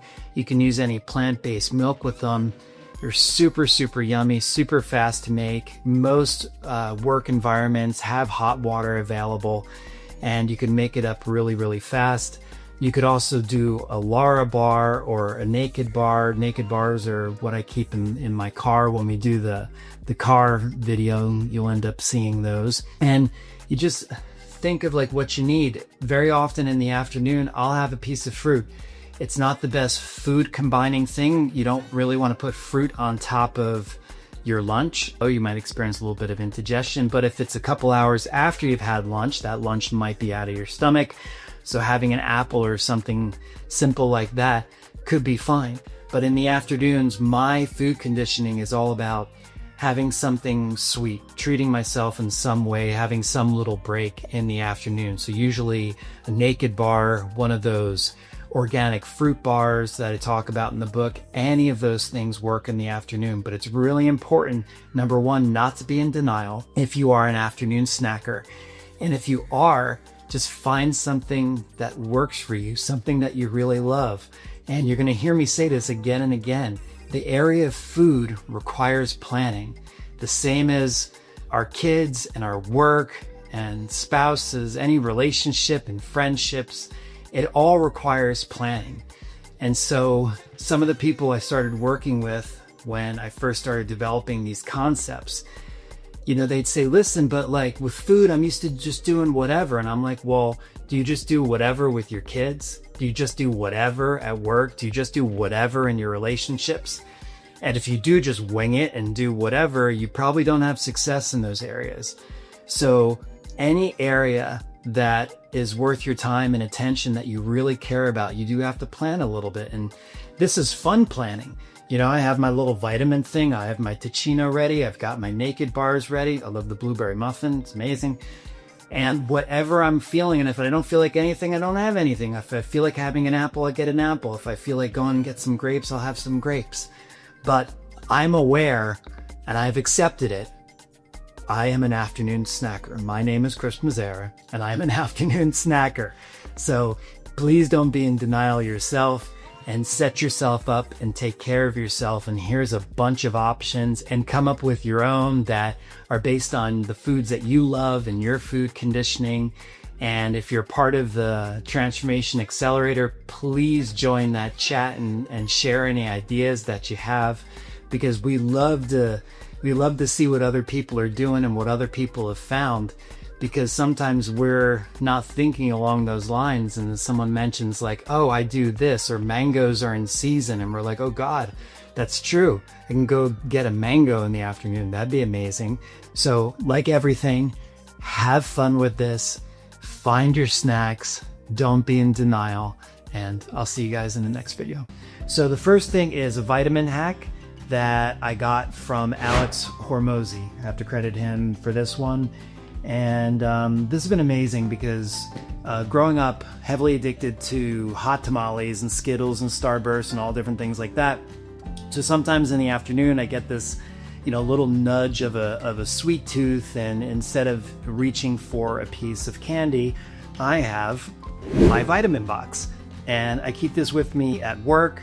And these are all different kinds of vitamins that I would definitely want to have on a daily basis. And instead of taking them in the morning, I wait and leave them for the afternoons. And they're multivitamins and all different kinds of things. And I make sure that I get them without sugar, get them as natural as I possibly can. And anytime you feel the need of something sweet, I will go like, oh, I'll just have this row and I'll take one of each, get a little bit hungry or get a sweet tooth later on, I'll do a different row, one of each. And it's a huge thing, especially for someone that's been as sugar addicted as I've been. And I'm just getting some extra vitamins in the afternoon instead. So that's the first thing, my vitamin hack. Something I mentioned a few times in the book is something that I have often, if not every single day. It's Ticino. It's a coffee substitute. It's actually in like tea bags, and you can brew it. I've never done it that way. You can add oat milk to it, or soy milk, or any of those other plant-based milks. I used to drink coffee from early in the morning until late in the afternoons every single day. And after a while, it really started to affect me. So I started cutting down first with decaf, and then I found this amazing coffee substitute that I've been having now for over 15 years. And so if I have a morning cup of coffee, this is something that I'll have later on in the day if I still want that, hot, thick coffee type sensation in the afternoon. It makes great iced coffee. And again, my favorite is oat milk, but you can use coconut milk. And what's important is that it makes really dark coffee substitute / tea. So they have chocolate flavors and pumpkin spice flavors and vanilla nut flavors. There are some people that can't have coffee anymore. They've been medically advised not to have it anymore. And so if you want something that tastes so much like coffee and the flavor is really yummy, something similar that you get in the Starbucks or something like that, Ticino is a great substitute. This is one of my go-to items in the kitchen. It's probably one of the top 5 things that I can't live without. If you have something, whether it's at home or at work, ideally both, something where you can heat up hot water really fast, that's so incredibly important because you're able to make these things in the moment. So when you feel like having a cup of coffee, instead of going out and going to get a cup, within a couple minutes, this starts happening and you can enjoy a cup of Ticino right away. Pretty loud. Next little extra is hibiscus water, and in Spanish it's spelled Jamaica, but it's pronounced Jamaica. And what's amazing is that this is really good to have in your fridge all the time for yourself or for your kids, because it's always this really dark red, so it's kind of like a fruit punchy type thing, and you can add any type of sweetener you want, whether you want to add agave nectar. Stevia actually works really well. What's great about that is that stevia is really sweet, and so you don't have to put too much of it in. And if any of you guys have ever tried stevia before, it doesn't work well with a lot of things. It's not really good in coffee, but it works really well with water. So you just put a little bit of stevia and it sweetens it up. Kind of has a sweet taste by itself. I usually drink it without any sweetener and it's fine. Also, hibiscus has a lot of amazing properties. It's a natural appetite suppressant and it has a lot of really good things. I don't usually like to tout the qualities of things like the qualities of cinnamon or different things, because what happens is you need to eat the food that you love. And if it has these additional amazing properties to it, then that's an added bonus. But I never really liked it when I would read in a diet book and it said, you know what, you should really eat this, because if you eat this, then it'll help to suppress your appetite. And because then you kind of feel like, oh, well, I have to eat this thing or I have to drink this thing. This is just a good thing to have. Forget all the bonuses, but it has them. Same thing with cinnamon. I love cinnamon. And cinnamon has some amazing properties to it as well. It's a natural appetite suppressant, etc., etc. But for this is an absolute winner. And you want to get it in this flour form. It's going to be available in all major supermarkets, and you can reuse it. So you put a little bit in a container like this, and then you can actually pour more water onto the flours and brew it again, and it still has a really strong flavor. The first time the water is going to come out a really deep red, and then the second time it's going to come out like a lighter red, similar to fruit punches and different things that kids are used to having anyway. So this is hibiscus water, and if you want to be cool, you can call it Jamaica water. Dinner is a really important time. It's probably the most emotional and psychologically important meal that we have, especially in Western culture. I would imagine in most cultures, this is the time when family gets together. Usually kids are out doing their thing, the parents are out doing their thing for the day, and it's the time of day that everyone comes back and comes home. And even if you're single, dinner time is a time that you go out and you go and meet friends. And it just has a greater importance. And because of that, it's usually a more difficult time emotionally and psychologically to eat better. The idea of eating better for us is that we keep improving the quality of the food that we're eating. But it doesn't have to take away from the taste. It doesn't have to take away from the meaning of getting together with friends and family. And so that's something that's really important to know going into dinner, that if it feels a little bit more emotionally challenging, back off. It shouldn't ever feel, there should never be any sort of feelings of restriction or deprivation or anything like that ever. And so what I want to talk about is how like an average week will go. And let's just say that you're more or less around your ideal weight, say within 5 or 10 pounds. You're close. So in a given week, what's going to happen is that there are going to be some meals that you're going to eat with your family, and you maybe say have something like chicken parmesan, that's like fried chicken with cheese and sauce on it. And there's going to be other meals in the week that are going to be more calorie efficient, and some you'll eat with your family, and then some that are calorie efficient. And it's going to go like this within the week. This drawing represents a happy person, someone that is okay emotionally and psychologically with food because they are free. This is someone that can eat with their family, or they go out to dinner and they eat for entertainment, and then the next night they have something that's more calorie efficient but still super yummy, and then they eat again with their family at home, and this is what happens. And so if you have something that's really calorie dense and nutrient poor, you can ask yourself, okay, was that really important? Sometimes the answer is going to be yes, that was perfect. I know there's times I've gone out to dinner and I've had something I normally don't have, but for whatever reason, that night, that moment, for emotional reasons, psychological reasons, because of the people I was with, that food was perfect. Is it something that I normally eat? No, it's not. But at that moment in time, that's exactly what I needed, and I don't regret it. Is that something I'm going to have all the time? No.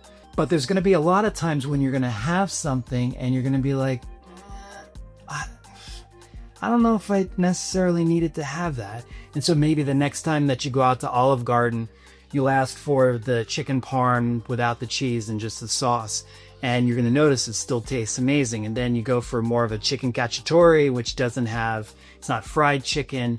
And you can keep improving the quality of the food that you're eating, but still enjoy going out to dinner. And again, have a separate video about going out to lunch, going out to dinner, and how you can navigate certain things while still having a good time. But this is really important. This is a forever thing. Dinner time needs to feel free. You need to feel liberated. The workday is over. You're back with your family. You're out with your friends. You're home with your favorite Netflix show or whatever it is. You need to feel free. And the thing that allows you to feel the most free in this moment is eating your favorite foods. because I'm such a big Italian food fan, if I can put marinara sauce on plant-based chicken or on pasta, I'm going to be in heaven. There are Parmesan cheese substitutes that taste amazing, made from Brazil nuts and stuff. You put it on top, it's absolutely amazing. It's super salty. Or take a little bit of grated Parmesan. Sometimes I'll have like a plant-based chicken with my yummy marinara, and I'll get really expensive aged Parmesan cheese from like Whole Foods, and I'll just grate it right over it. Oh my God, it tastes like $1 million. And so you can treat yourself in those ways, and you can see how I'm using the laddering in different ways with my meal. I have like a highly laddered, my marinara sauce, highly laddered because it's just the tomatoes and a little bit of salt. Plant-based chicken, non-breaded, super high ladder. And then I'll just take a little bit of aged Parmesan, and it just puts that little bit of Mamma Mia on it. And that's what you need. And so at dinner time, it's supposed to be fun. It's supposed to be liberating. And it's supposed to be a time for you to enjoy with your friends and your family. And if you're worrying about food, you're doing something wrong. And that's why I'm doing R&D and planning. And sometimes you'll have a meal planned out for that night, but then you're like, you know what? I'm going to eat what my family's eating tonight. I'm not like, I want to eat with them. I want to eat this. That's fine. That's emotionally crucial for long-term weight loss. You have to allow yourself to do that. And then afterwards, just pay attention for a second. Be like, okay, well, was it really important that I did that this time? And maybe the answer is yes. And then you're like, okay, well, what am I going to do next time? And having these little negotiations with yourself and this little bit of heightened awareness, that's everything. So have fun, feel liberated, pay attention, keep laddering your foods, feel free, spend amazing time with your friends and family. And most importantly, always eat the food that you love while you're doing all of this. I'll see you guys in the next video. Welcome to the video on desserts and nighttime snacks. Now, what's important about desserts and nighttime snacks is that your food conditioning and your favorite foods are really going to dictate what your desserts and your nighttime snacks are going to be. I'm going to give lots of options. I'm going to give examples from my own life, but most importantly, you're going to have to keep figuring and fixing and R&Ding until you can find something that really works for you. So because of my food conditioning, after dinner at my house growing up, we would have all sorts of sweets. There was ice cream and yogurts and candy bars and fruit roll-ups and all sorts of stuff. My mom was really good at treating me and my brothers. And so because of that, after dinner, I always want something sweet, but I don't necessarily need a whole other meal. And I found that out the hard and the long way. So what I tend to do is that if I want something a little bit on the heavier side, I'm going to make myself my fruit sorbet, which is amazing. Usually I'm not that hungry, and just grabbing some berries, grabbing some blackberries or blueberries or a little frozen banana, like that'll do the trick. I usually go for the berries because it's just, I can grab a little handful, throw them in my mouth, and I get the cold, I get the sweet, my senses are happy, my food conditioning has been satisfied, and that does the trick.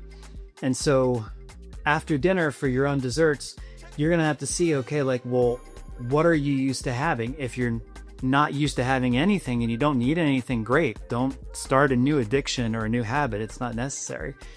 But most people do have those habits and they do want something right after dinner. So those are some really, really good options to have. Now, before bed, I tend to do the same thing. Sometimes I'll grab a piece of fruit. Sometimes I'll grab some frozen berries. Sometimes if I have some sorbet in the freezer, I'll grab a little bit of that. And sometimes I just need something salty.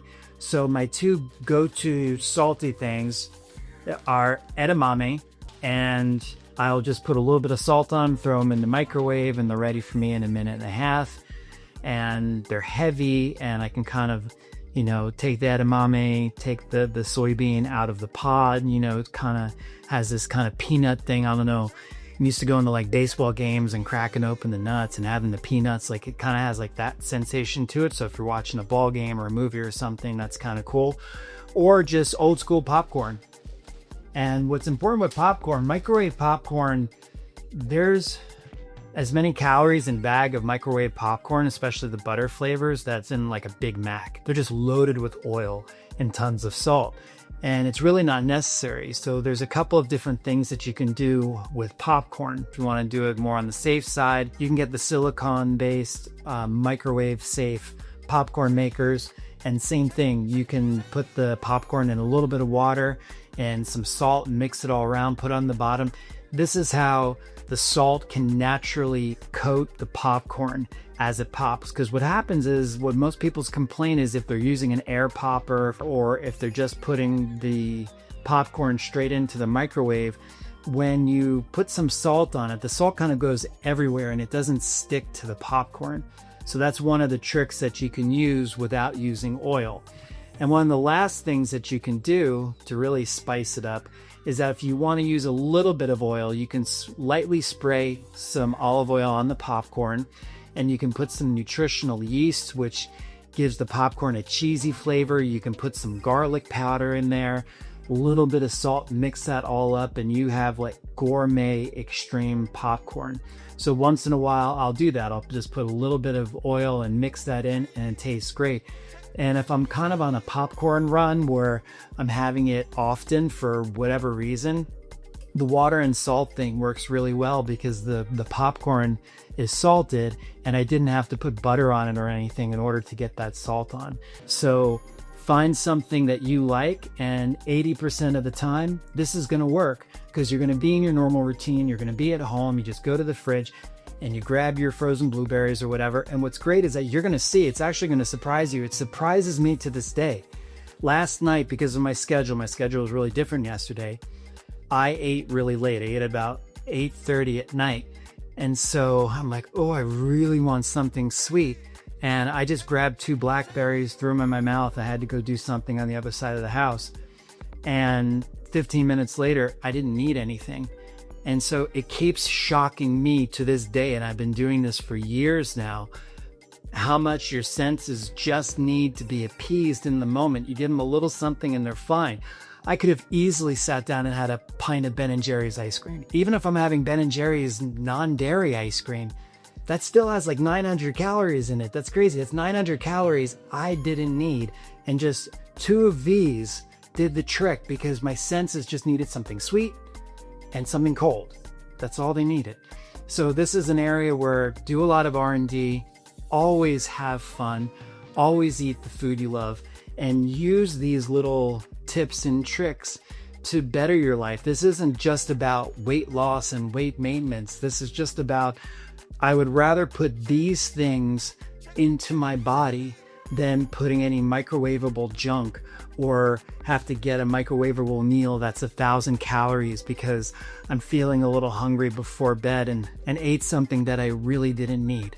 So yes, it's about weight loss, but at the same time, we're improving our overall health by putting higher quality things into our body that we equally enjoy on a par with everything else. So hope you enjoyed this video, and I'll see you guys in the next one. So now we're gonna start having some fun. We're moving on to my favorite frozen banana sorbet, and we can get really creative, and there's lots of options and different things that we can do. All you have to do is take out the frozen bananas.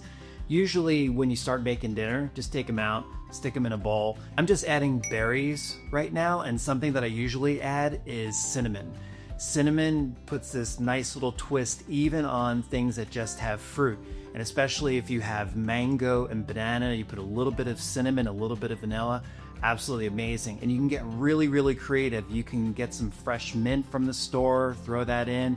You can get some unsweetened chocolate chips, add that in afterwards for texture. And because the whole thing is sweet, the chocolate chips don't have to have sugar because they just add some texture and some flavor to the whole thing. And you can really, really go nuts. So now we're going to make my sorbet. So as you can see, we get absolutely perfect sorbet and the flavor is amazing. So take this extra and go nuts with it. I'm probably gonna make a bunch of YouTube videos with different flavors. And this is definitely a way where you can have low calorie, high nutrients, super yummy sweets after dinner. Enjoy. So here's a secret of how do you make super yummy popcorn that doesn't have any fat or has the small amount of fat. So staying away from air poppers, which are also great, that's an option. It's just usually easier to use the microwave. What we're gonna do is we're gonna start with just a quarter cup of unpopped popcorn. And the first thing that we're gonna do, we're gonna try to do this, we're gonna do ultra healthy and then we're gonna do kind of healthy. So the first thing we're gonna do is we're gonna add a little bit of water and a little bit of salt to these kernels before we put them inside, and that will coat the kernels, the unpopped kernels, with salt. As any of you know, if you've popped popcorn in the microwave without any oil, without any butter, the salt doesn't stick to the popcorn. But if you do it in a little bit of water with some salt, then it does. So now we're going to put the popcorn water salt mix into our microwavable popper, and we'll put it in for the recommended amount of time based on the power of our microwave oven, and we'll go from there. Now, one thing you need to understand about popcorn, this is not a healthy meal. When you're talking about it from a sodium perspective, it is a salty meal. But if you want something special that's not too bad and not too unhealthy, these are the ways that you can ladder your popcorn. Obviously, if you want to pop it in a microwave without any salt, that would be best. Most people don't like it with nothing on it. So this is the first thing we're going to do. We'll see how it comes out.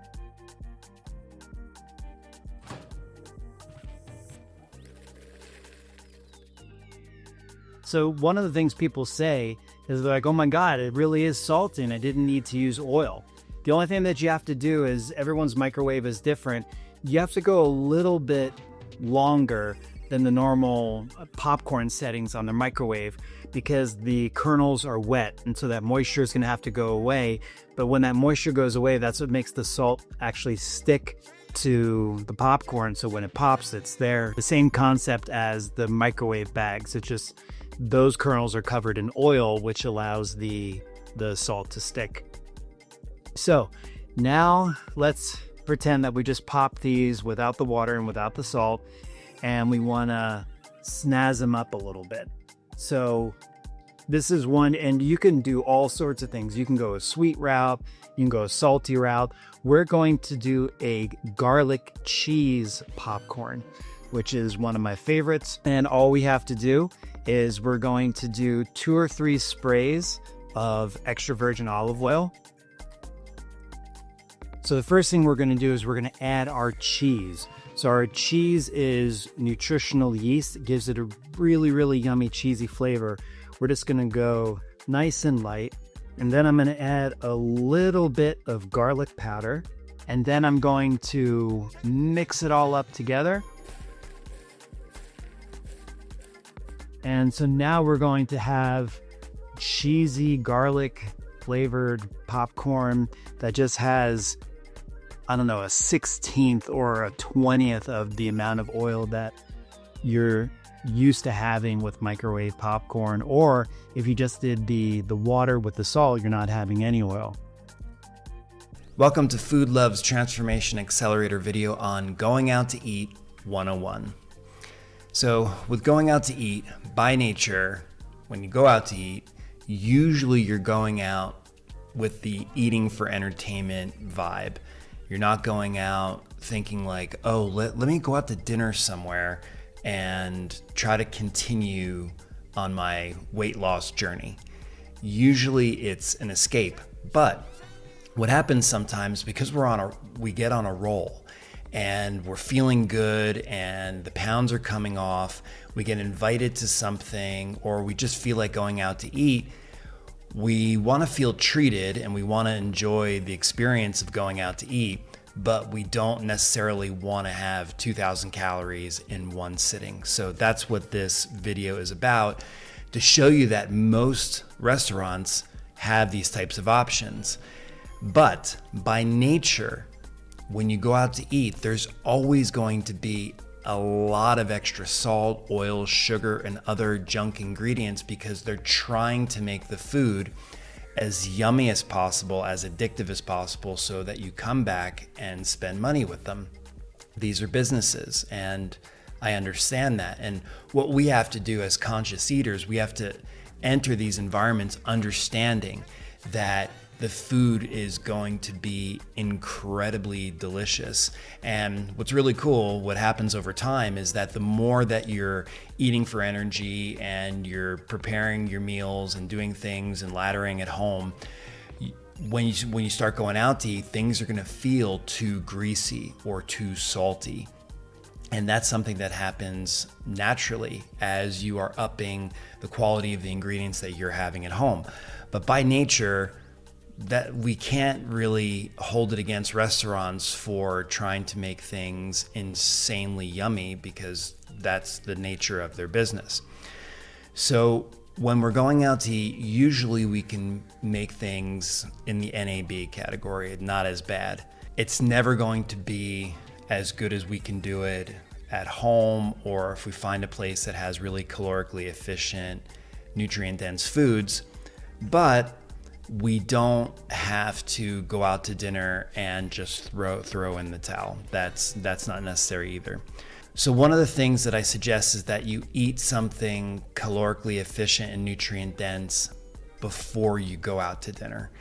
Whether you have a morning smoothie or just something that you know is feeding your cells and is yummy to you as well, so that when you're going out to eat, you can enjoy the food and you're not going out hungry. I talk about that in the book, where going out hungry on a date or a business meeting or for any reason is not smart. And especially if you know you're going into super addictive restaurant land, going there hungry, you can easily walk out of there having eaten like 3,000 calories. It is possible. Some of the meals there are 1,500, 2,000 calories alone. You throw an insane dessert on top of that. You have an aperitif, or you have some flavored cappuccino thingy. You're in the 3,000 calorie range just from like one meal. So you don't have to do that. If you're eating for entertainment and you just really want to go for it, that's fine. Be conscious as you're going for it and understanding, how many calories you're putting into your body in one shot. But if that's something that you feel emotionally and psychologically that you need to do, go for it. That's important, and pay attention and learn from it afterwards, etc. But eating something calorie efficient, nutrient dense before you go will help you to enjoy the experience so much more, because you're not going to order things because you're hungry. And usually we order those super cheesy and creamy and massively calorie laden things when we go out to restaurants when we're super hungry, where we can kind of pick and choose, maybe just have a little bit of something because we want a taste of it. And that's that balanced place that you want to get to. So my smoothie before bagels example, usually when I go to visit my parents in New Jersey, we have awesome bagels. I think the Northeast is known for them, but in my hometown, we have an amazing bagel place. Shout out to JT's Bagels. When I go to visit them, it's kind of hard to stay in my same groove that I do every day. And because where I live, I don't have access to really good bagels. So it's kind of a treat going out for bagels in the morning. Now, with the level of my appetite in the mornings, I could put away easily two with a veggie cream cheese or scallion cream cheese, something like that. Easily. But one thing that I do in the mornings, it's like a kind of a forced discipline, a positive forced discipline that I've gotten into when I go to my parents' house, is that I will make a smoothie. And I'll have my 2-liter smoothie, and then after that I go out for bagels. And sometimes I don't even want it, or I'll just have a coffee, and sometimes I'll just get one, or I'll have one day and nothing the next day. And that's really important to me because I enjoy the bagel experience, but I've also lived to have 2 or 2.5 of them and then feel like crap for hours afterwards and just be like, why did I do that? So that's something that you can do before going out to eat. And you can find your own thing. You can take a Naked bar or a Lara bar, have a salad before you go. I mean, whatever works for you schedule-wise or lifestyle-wise, but that's something that's going to serve you for years and years to come. So first, breakfast fast food. The first thing that you can do, it's kind of a desperate option, is that you can remove the rolls. If you want to go to a place that, has egg and cheese, this and that, and whatever, you're only going to make it worse for your digestion and for weight gain if you are keeping the rolls on. This is not a new thing. This is probably the least suggested thing that I have, but in a pinch, if you're on vacation or if you're traveling and you're kind of desperate, if you separate the carbohydrates and the proteins and just go the protein only route, a lot of times that works a lot better. And if you remember from the book, the more that we are combining fats and proteins and carbohydrates, we're really fighting an uphill battle with weight loss, because it's a lot harder for our body to digest. And you're going to see in these different options that it's not just me that has this and that. A lot of these restaurants follow the same model because that's what works. With all the different diets that are out there, whether they're vegan, vegetarian, or keto carnivore style, you're going to see it's either meat, seafood, chicken, something like that with a salad, or on the vegan side, you're going to have beans, whole grains, vegetables, tofu, meat substitute products with salads. That's really efficient for our bodies, and we're able to lose weight, or at least not put on more weight if we do that. So a desperate option, you can remove the rolls. So there's a lot of healthy options out there. One of them is steel cut oats. Starbucks has it, McDonald's has it, Jamba Juice has it. So if you're on vacation and you don't want to eat really, really bad, there's a lot of fast food places that have oatmeal. What's great about oatmeal is that it's super, super filling. And a lot of places are also serving it with flaxseed and nuts and different berries. And so you can have it and you're going to be full for 3 to 4 hours easily. The same as if you had one of these really calorie dense, nutrient poor breakfasts. Next, breakfast sit-down options. There's a lot of egg white omelets with steamed vegetables and coffee. IHOP, Denny's, Perkins, Waffle House, they all have these types of options. And so you never have to feel that you're going into a place and you have to have 1,200 calories. It's not like that. And what's great is that a lot of places are getting more and more conscious to have options for people that might be with a party that's just going nuts and having tons of pancakes and bacon, whatever. And if a person doesn't feel like eating that, they're fine with being around it because they're in their own zone, they're doing their own thing, but at least there is an option for them. And also oatmeal. IHOP and Denny's have oatmeal on their menu as well. So you're gonna see oatmeal coming out more and more, as there's a lot of benefits to oatmeal. I won't go into detail about it, but you can look it up on YouTube. It provides a lot of fiber and it's very, very filling. And it's a way where you can get a lot of other positive things, fruits and berries and positive plant fats. You can kind of sneak those in, whether it's chia or flax seeds, with the oatmeal, which is a really, really heavy breakfast. And what's really popular, you see it all over New York City now when I go there for business, is overnight oats. They've soaked the oats in almond milk or some sort of plant-based milk overnight with berries, and they're ready to go because it's a popular, low-calorie, high-calorically efficient meal to have for breakfast. So lunch and dinner fast food.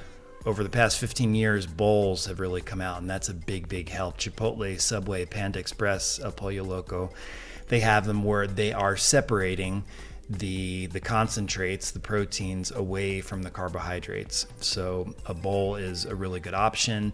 All bowls are not created equal. Some are more calorie efficient than others. Some of the bowls at Chipotle are really good. Be careful of Chinese food. We're going to talk about that. There's a lot of oil and sugar and salt put into the food. You think you're kind of eating like a healthier food, but it's not so healthy. A Chinese diet menu with the sauce on the side. So when you have a diet menu, everything comes steamed, and you can take the sauce, which is full of oil, full of cornstarch, full of sugar, full of salt. And if you have it on the side and you just drizzle a little bit, or if you just put soy sauce onto the food, it helps a ton. And it's still super yummy, especially if you get like a ginger or soy sauce, super yummy. Impossible veggie burgers, definitely an NAB category. This is not weight loss food, but if you're in a pinch and you want something that's not as bad, Burger King, Carl's Jr., White Castle, Wendy's, and Freddy's now all have Impossible veggie burgers. So they're really good if you're on a diet and you want to have a treat but not have it be so bad. Impossible burgers are really good options. The Burger King one's really good. Other Chick-fil-A has many options. We'll talk about them in a second. Subway has a veggie patty and a vegetarian delight. The veggie patty, I have it all the time. It's really good because you get to experience the feeling of a Subway sandwich with the lettuce, tomato, onion, and all of that. And the concentrate in the middle doesn't matter all that much because you can put on some yummy mustard, put on a little bit of their chipotle mayo, don't go nuts with that, or it's just got tons of calories. You put some jalapenos, pickles, whatever on it, and it feels like having a sub, a proper sub. And it's just a veggie patty that has half the amount of calories of all the other things that are there. Less cholesterol, less sodium, less everything pretty much across the board. Taco Bell has their bean burrito. Wawa, which is kind of like a fast foodie gas station kind of 7-Eleven-ish place that's on the East Coast now. They have a really good veggie sandwich. So more and more places are coming up with options that are more calorically efficient. And you're going to find, you may not consider yourself a vegetarian or vegetarian in any degree, but when you're losing weight, having a sandwich that is just full of like vegetables or meat substitutes, it's a really good option to have. And it doesn't mean that you're vegetarian or anything. It just means that you are eating more plant-based and you're trying to incorporate more plant-based things and more calorically efficient things into your life. Now, Chick-fil-A, they really went for it. They have an egg white grill that's served with egg whites and American cheese, 27 grams of protein, only 290 calories. The market salad, which I have all the time, you don't have to have it with chicken, and it's really filling. It has different nuts and berries, and it's really good. 310 calories. Without the chicken, it's even less. It's like not even 200 calories, and it's still super filling. That's what I do when I want to have their waffle fries. I love their waffle fries. I think I even mentioned that in the book. I'll get the waffle fries and a market salad without chicken. Super yummy. Grilled nuggets, 8-count marinated boneless chicken breast nuggets. There's only 300 calories in that. Grilled chicken sandwich is only 330 calories. And the berry parfait, if you want to have something sweet, is only 270 calories. Now, I don't count calories, but like I teach in the book and in all the courses, you have to be calorie conscious. So if I'm going to have a dessert, I'll choose the one that has less calories. Like, why not? Why would I have double or triple the amount of calories? I'm going to have as much fun having a certain dessert than another one, and we'll talk about that in a second. So lunch and dinner sit down. These are the most popular restaurants in the United States by sales, and I took 3 of them, Olive Garden, Applebee's, and IHOP, to demonstrate some of the things that they have on their menu. But all of these places have calorically efficient options. It's not just a side salad. They're having salads with grilled chicken and things of that nature. So Olive Garden, they have this to share the grilled chicken margarita. The half serving size, it has only 325 calories. Now again, if you pair that with, having their salad with 10 breadsticks and whatever, obviously you're gonna be pushing the 1,000 calorie mark. But if you just have a salad or their minestrone soup, you'll definitely be under 500 calories. Their herb grilled chicken with broccoli, 610 calories. Has a lot of fat, but has a lot of good fats in it. Barely any carbs, lots of protein. That's my mom's favorite. The shrimp scampi lunch, you can see the portion size is smaller. The dinner one has double the amount of calories, only 360 calories. Now, this is something I wanted to point out. Look at the calories in eggplant parmesan. You'd think like, oh, I'm vegetarian. You can be a really fat vegetarian.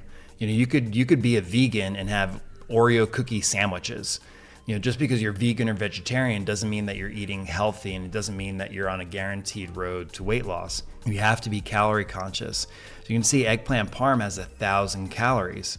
So if I feel like having it, and where do you think the calories come from? Look, 58 grams of fat, it's from the cheese. I'll take the cheese off and the calories are cut in half. I usually don't have this option. I'll go more for their pastas, and I'll show you my favorite. This is my favorite when I go this is when I'm on a dissension. If I'm like on a really good roll and I'm eating well and feeling well, I go with the soup and salad option. I have the minestrone soup and the house salad. I haven't put the salad dressing on the side. And if I feel like having some spaghetti, I'll have some spaghetti, and that's fine. You'll see the spaghetti with meat sauce, 635 calories. The plain spaghetti with marinara, 403 calories.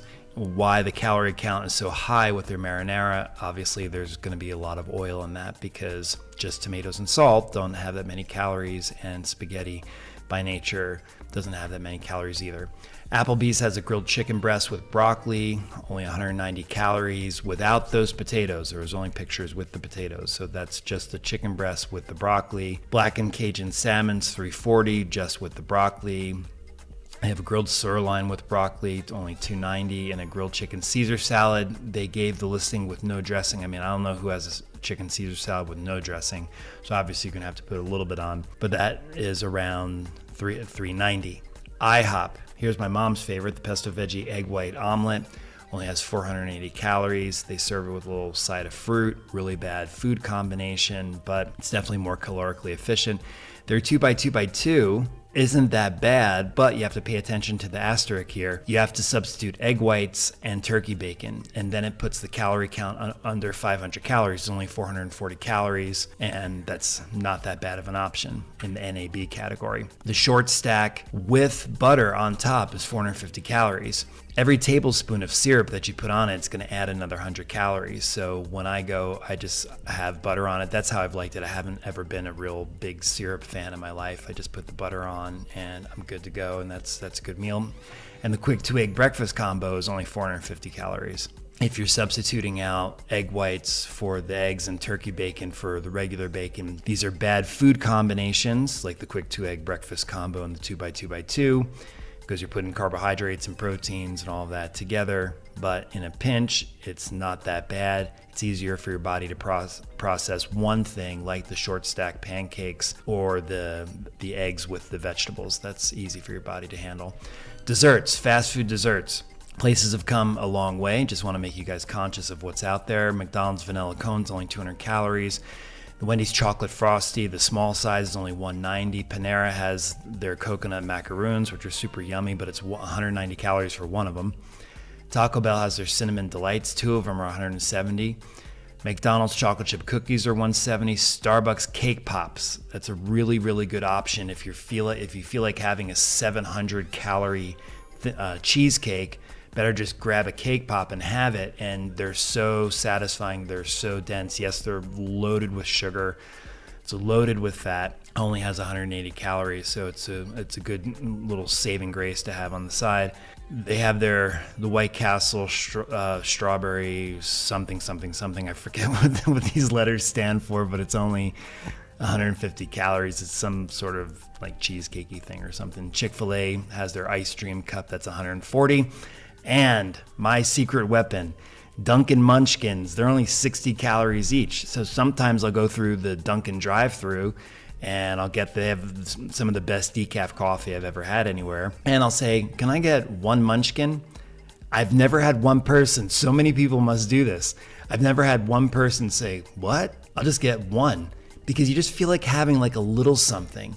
And once you have it, you're like, oh man, that's so good. I felt like I had like a full donut, and it's like 60 calories. Just a little thing with your coffee, so good. So for dessert sit down, we have 2 winners. Applebee's has their brownie bite that's only 330 calories. Olive Garden has their black tie mousse cake that's only 370 calories. In certain Olive Garden restaurants, they're starting to have these mini desserts that are even less. They're around 200 and change calories, just if you want to have a little something sweet with your coffee. People are getting more and more conscious. Restaurants are understanding that people want to have something, but they don't want to break the bank in the calorie department. So going out to eat 101, you should really know if it's eating for entertainment or eating for energy before you go, because then you can have a sort of peace of mind and you can have a mission. and a focus and a plan before you go, which is the next thing. Take 5 to 10 minutes of planning. If you don't know what a certain place has, just look up on the internet, and you're always going to find some sort of an option. But most importantly, you never want to feel restricted when you go. If you're eating for entertainment, you're like, listen, I'm going for it. I've been looking forward to this. Or when I'm at my sister's wedding or whatever it is, I just want to eat whatever I want. Then that's what you need to do. You don't ever want to get into a stressful place where you feel restricted. It's just when you eat, just make sure that you're consciously eating and notice how you feel afterwards. And sometimes when you eat like crap and you feel like crap, there is a part of you that still feels really, really great because of the freedom that you had to eat whatever you wanted. And remember that you can't mess up. If you change your mind, that's fine. Meaning if you go and you're like, okay, I'm going to have my minestrone and just a salad. And if I change my mind and be like, you know what, I'm going to have eggplant parm because I feel like having it. That's fine, but learn from it. Pay attention afterwards, I wrote, or not, meaning like, okay, just have fun. I'm eating for entertainment. This is what I feel like having. It's a sense pleasure experience. That's fine. I know what I'm doing. I know how to put on weight. I know how to take off weight. That's totally fine. And most importantly, have fun. Food is to be enjoyed with friends and family. And we can also have fun with it the more control that we feel in this area. It actually can be fun when you're saying, you know what? No, I don't want to have that. I'm just going to have this. Freedom and control and not feeling restricted or deprived in any single way is an amazing feeling. It's a feeling that goes beyond fun. So I hope you enjoyed this video, and I look forward to seeing you in the next one. So now we're moving on to setting up our homes, and I have this organized into 2 simple areas: meals and snacks.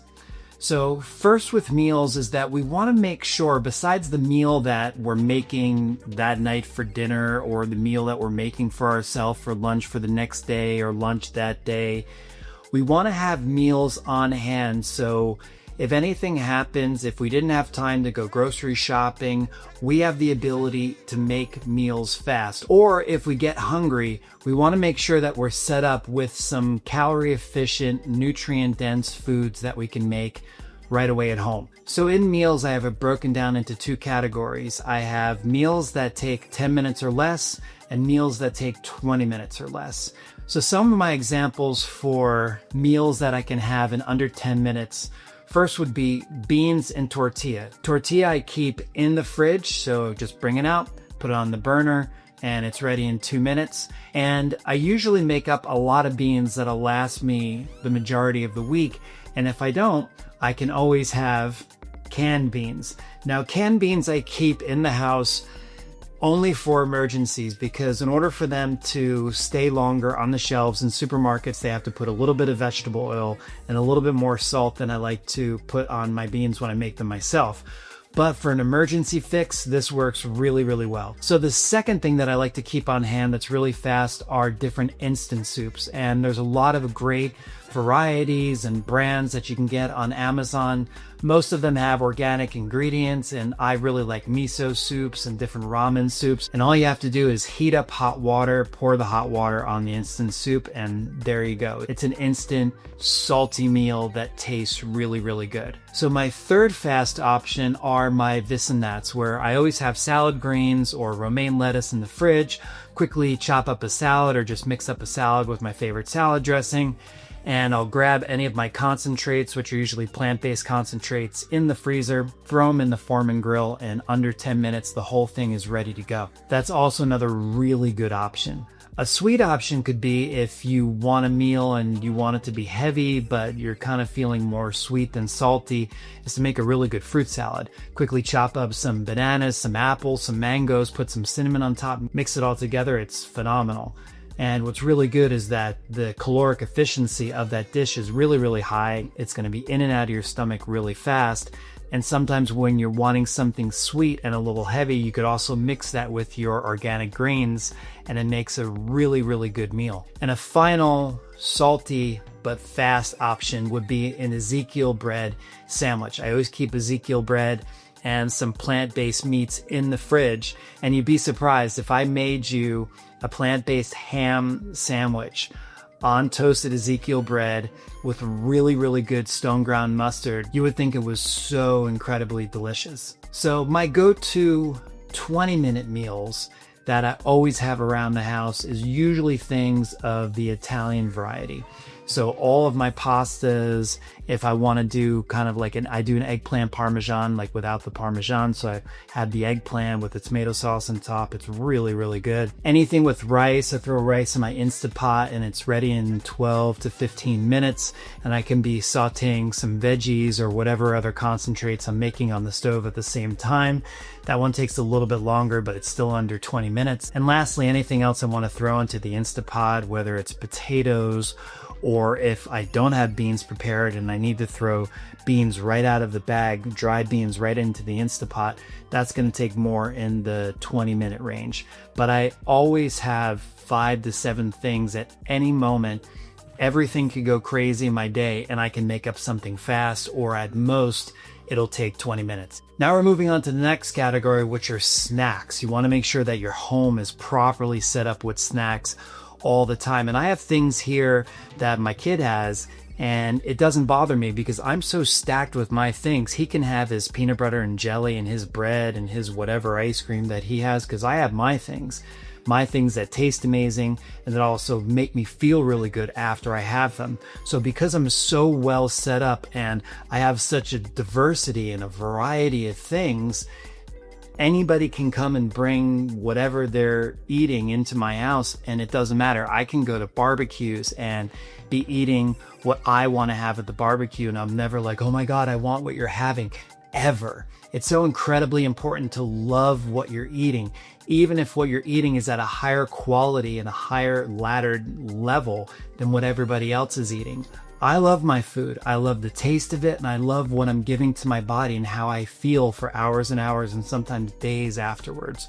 So with getting back to snacks, we've got 2 micro categories within snacks: sweet and salty snacks. So first, for our sweet snacks, one of my go-tos, well, easily is just going into the freezer and grabbing some frozen berries. That's usually what I do. I always have frozen bananas there because I'm always making my sorbet. So if I want something more substantial, I can grab a frozen banana or I can make up my sorbet. And sometimes I'm thirsty and I want something sweet, and that's where the hibiscus water comes in, and having some of that always in your fridge ready to go. Your kids are going to be drinking most of that before you can even get to it, but that's an amazing way that you can give to your family without getting into savior syndrome and getting preachy about having better quality food. They're going to see something red and sweet and cold in the fridge, and they're going to pour themselves a glass and they're going to have it. And that's how you want to do. That's how you want to influence the people that are most important to you in your life, just by having things around, having things available, and being a great example to them. These are my examples. This is with my food conditioning, with my tastes, my favorite foods. So you're going to have to shape this in a way that works best for you. But here are some of my examples. I always had edamame that I can heat up in the microwave and salt. I have my healthy popcorn that you probably saw the video on it already. You can also use one of those small instant soups sometimes late at night. I'm just feeling like having something more significant, but I don't want to put a bunch of junk calories in my body for no reason. And the instant soups, especially the vegetable and noodle ones, are really low in calories. And that's exactly what I need right before going to bed. And lastly, if I want something more significant, I can dip into the meals category and I can make myself my Ezekiel bread plant-based ham sandwich. I just call it a ham sandwich. It's so good. And if you came over and if I made you a sandwich and put some pickles on the plate and you had it, you would not know that it wasn't regular ham. And especially because if you have really good bread, really good mustard, the concentrate that's inside kind of gets washed away with the other flavors. And having that, I feel like I'm having something bad, but it's not so bad. It's not like this plant-based ham or any plant-based meats are health food. They're just healthier than the animal-based alternatives. So that's how you can set up your home. Make sure that you have an ample amount of snacks and meals that you can whip up in a moment's notice. And what happens is because they're accessible to you. Anytime you start to get hungry and you're like, maybe I'm gonna, order something from Grubhub or Uber Eats or DoorDash, you'll just grab something in your house. And sometimes, you know what? It's important to order from Uber Eats or Grubhub or DoorDash because it's important to eat for entertainment. And it's important to also learn from these experiences, because if you do that and you're like, oh, why did I do that? I should have just had or whatever. Well, that will register. And so next time when you're thinking about ordering out, your brain holds on to all of that information that you put into it from the prior experience. And you're going to think twice about ordering out, which is great for your pocket, so save you a bunch of money. And most likely you're going to be giving yourself a higher quality of food by having one of the snacks or one of the meals that you have at home. All right, I'll see you guys in the next video.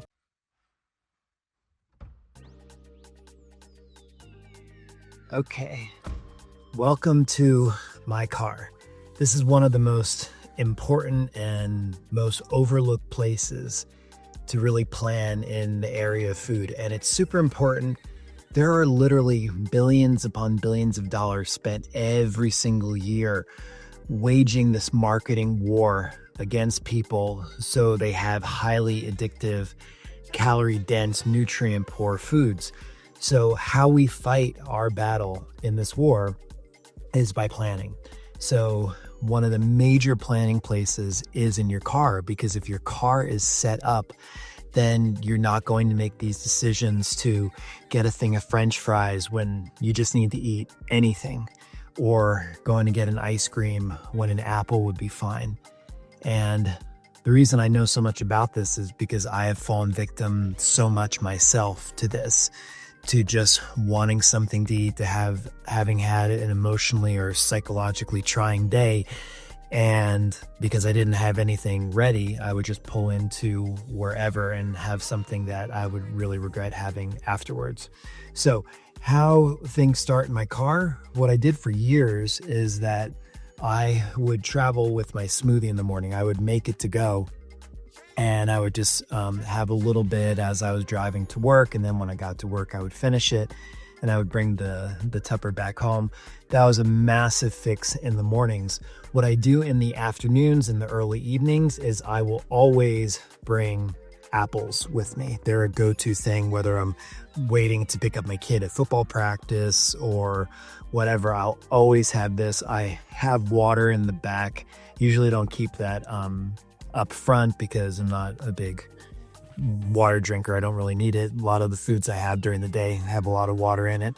But these are huge because being a grazer, being someone that just likes to eat for the sake of eating, having something that is really satisfying to eat. Apples are great because they have that snap and they have that crunch to it. And they're also sweet and light, and I can have like 3 or 4 of them or whatever. And, you know, from a calorie perspective, it's really, really nothing. And I feel satisfied, like I keep eating something.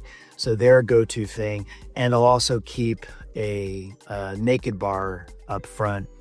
Usually if it's just a regular day, I keep the naked bars in the back. If I'm going on a trip and I'm traveling more than an hour, I'll definitely make sure that I'll have one of these bars up front. And I made the mistake a long time ago. I used to keep a lot of these bars, or I had a box of the bars when I was having Lara bars. And one time after a trip, there was like 5 wrappers on the floor. And I'm like, oh my God, I had over like 1,000 calories of Lara bars just because I needed something to eat. So that's why I'll usually just bring one of these, because they're really filling.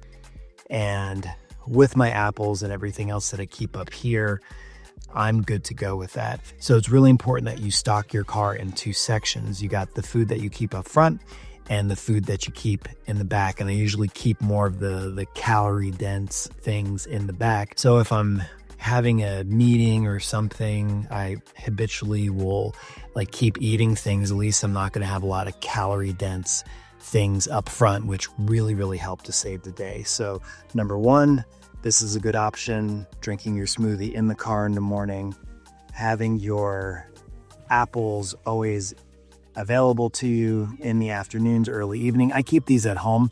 And then so once I'm home from work and then again leave from there, I'll get the apples from the fridge and I'm good to go. And they're also easy to pick up wherever you need to. And then, you know, for a longer trip, I will use my Naked Bar. So let's take a look in the back and see how things look back there. So in the back of my car is where I keep the stash. That's where I'll keep a bunch of alkaline waters and some Gatorade Life. This is where the rest of the Naked Bars are stashed.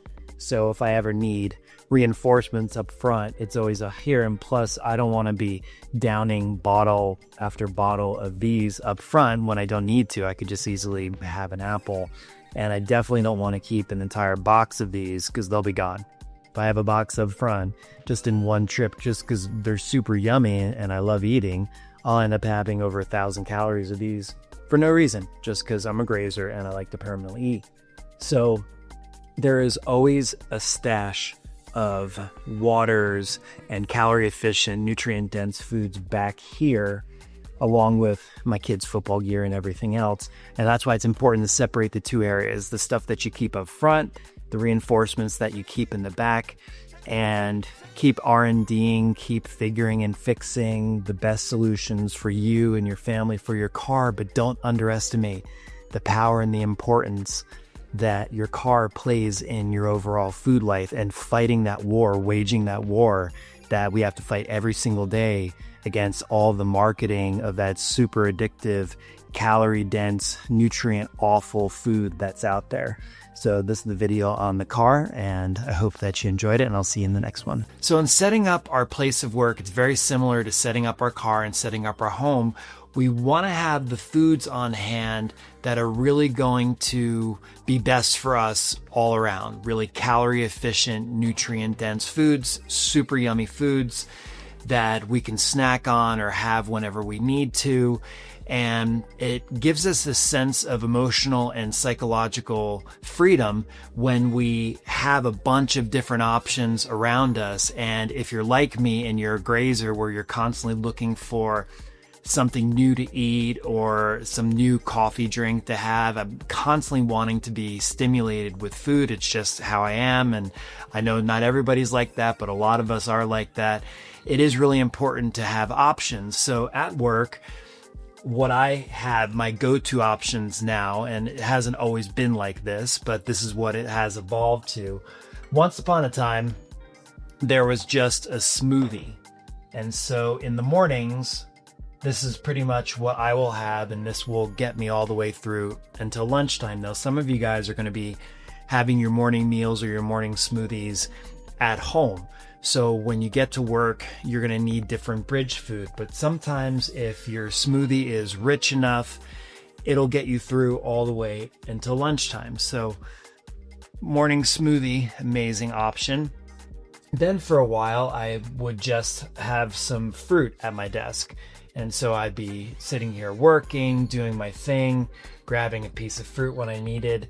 And in the book, I believe I told the story about how in my New York office, I started having fresh fruit available, and I would go out with a client and come back and my fruit would be gone. And it was my agents that were stealing the fruit from my desk, but I kind of felt good about it because I felt like I was contributing to the overall health of the office. And you see, whether someone brings in bagels or if there's donuts or if there's fresh fruit, sometimes people in an office environment and in a work environment just want to eat. So having fresh fruit on your desk is a really good option. And I'll always have Ticino, not too far. So usually right here in my desk drawer, I'll open up. I've got dark chocolate. I've got French roast, pumpkin spice. I also usually have vanilla nut, just don't have it right now. And this is a go-to option. I just need some hot water and I have my Ticino plant-based milk, super yummy. So whatever I'm feeling, if it's the winter months, I may not be so prone to wanting to have fresh fruit on my desk. I may have like a Ticino as a mid-morning snack. If I'm especially hungry for some reason, maybe I'll go to a Naked Bar or a Lara bar, something like that. But I usually keep it in the raw realm where I'll do this. I'll have an extra smoothie, Or if it's really cold outside, I'll definitely opt for some Ticino. And getting into the afternoons, our setups with food at work are not just for the mornings. Usually in the afternoons, that's when people really get hungry. And that's where I have my now legendary go-to vitamin box. So if I'm feeling hungry, and I would imagine about half of the days in the afternoons, I actually need something. The other half, which is I'm busy or I'm full and I don't really care, I'll just go to my vitamin box. I'll do a couple of the extra vitamins that I don't normally get. And I've never stressed too much about vitamins because over the past 10 years, I've been laddering my food and I've been increasing the quality of the food that I'm having in my life, having more organic greens and different things. So I haven't worried so much about vitamins. I'm going to be getting a little bit more into supplementation now that I'm approaching 50. But it's always good to have because I feel like I can have a sweet little treat, and I'm also getting some vitamins at the same time. I try to get the most organic, no sugar. Definitely don't want to have any refined sugar in there. As natural as a gummy thing can possibly be. So this is how setting yourself up at work is really, really important. If you feel like you need other options, at one point I used to keep an instant soup in my desk. I'd have a couple of those if I really started to get hungry and I could just add some hot water.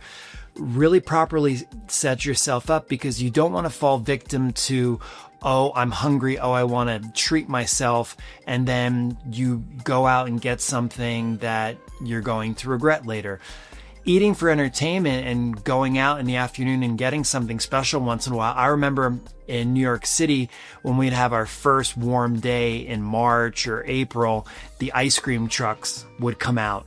And so everyone from my office, we would go. I'd get my favorite. I used to love the soft serve vanilla cone with that cherry dip stuff, whatever that stuff is called. And that's fine if you're going to treat yourself and have something special that day. That's amazing.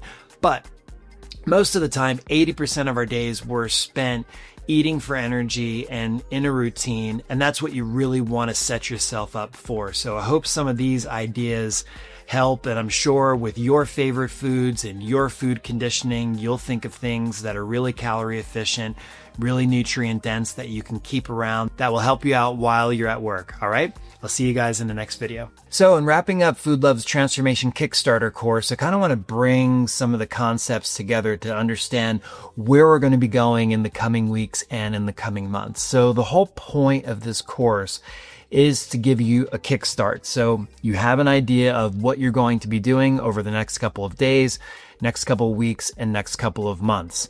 And again, everything starts in the morning. Find the morning meal that you absolutely love. Set a plan. Get your mid-morning snack.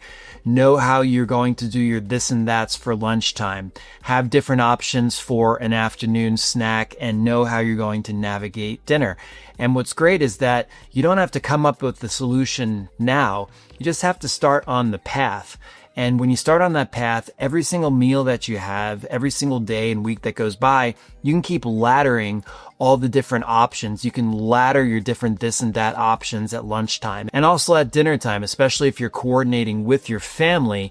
You want to keep improving the quality of your food, and you can secretly improve the quality of their food as well. So if you go to a better marinara that just has tomatoes and salt, they can use that marinara too. They're not going to know the difference. Doesn't matter to them that they're getting less vegetable oil and less high fructose corn syrup and other junk in their sauce. They're just going to taste really yummy tomato sauce. So their health is also going to improve with everything that you're learning. We don't want to stress. We don't want to freak out. We just want to take things little by little. And as soon as you have your morning meal down and your snack, you're going to be like, okay, this feels great. Then you're going to solidify your lunch options.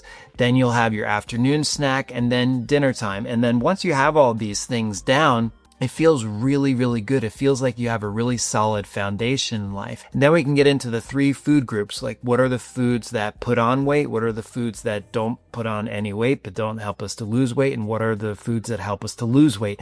Identifying those and also the certain combinations, because you might be able to have cheese with your salads, and that's fine. But as soon as you put bread and cheese together, that's a combination that causes you to gain weight. When you start to figure out these different things, what foods feel really good to you and what foods you really like to eat, that's also going to help the process towards your permanent and near effortless weight loss. And lastly, it's important, we have to keep this whole process fun. You have to understand that for the rest of our lives, as we get older, our bodies are going to change and we're going to need different things. Maybe foods that don't affect us so much right now, but in 10 years from now, it's going to. There might be some foods that helps us to lose weight now, and in 10 years from now, that might change. So as long as we have these foundational tools that we're always using going forward, and we're always keeping the process fun through R&D, we're always enjoying the foods that we love, and we're constantly and consistently increasing the quality of the food that we're having, no matter as we're getting on in age or any other changes that happen to us in life, we're going to be able to adapt to it because we have the tools that we need to be able to do so. So always keep it fun, always eat the food that you love, and always keep improving the quality of the food and the food combinations that you guys are having. Hi, it's Chris again, and I hope that you enjoyed that presentation of the Transformation Kickstarter course. I shot that course exclusively in Mexico, so I don't have the palm trees and everything in the background right now. I'm back in the US, but I highly recommend, like I said in the beginning, that you register or apply for our Transformation Accelerator program, because that's where we can virtually guarantee your weight loss success. It's easy to take off the weight. Anybody can start pretty much any diet that's out there and lose 5, 10, 15 pounds within 2 months. That's not a problem. It's happily and permanently keeping off the weight. That's something that no one seems to be able to do. And that's why with our Transformation Accelerator program, what we do is you're assigned a coach for an entire year, and you can contact them whenever you want on WhatsApp. They're available 24/7.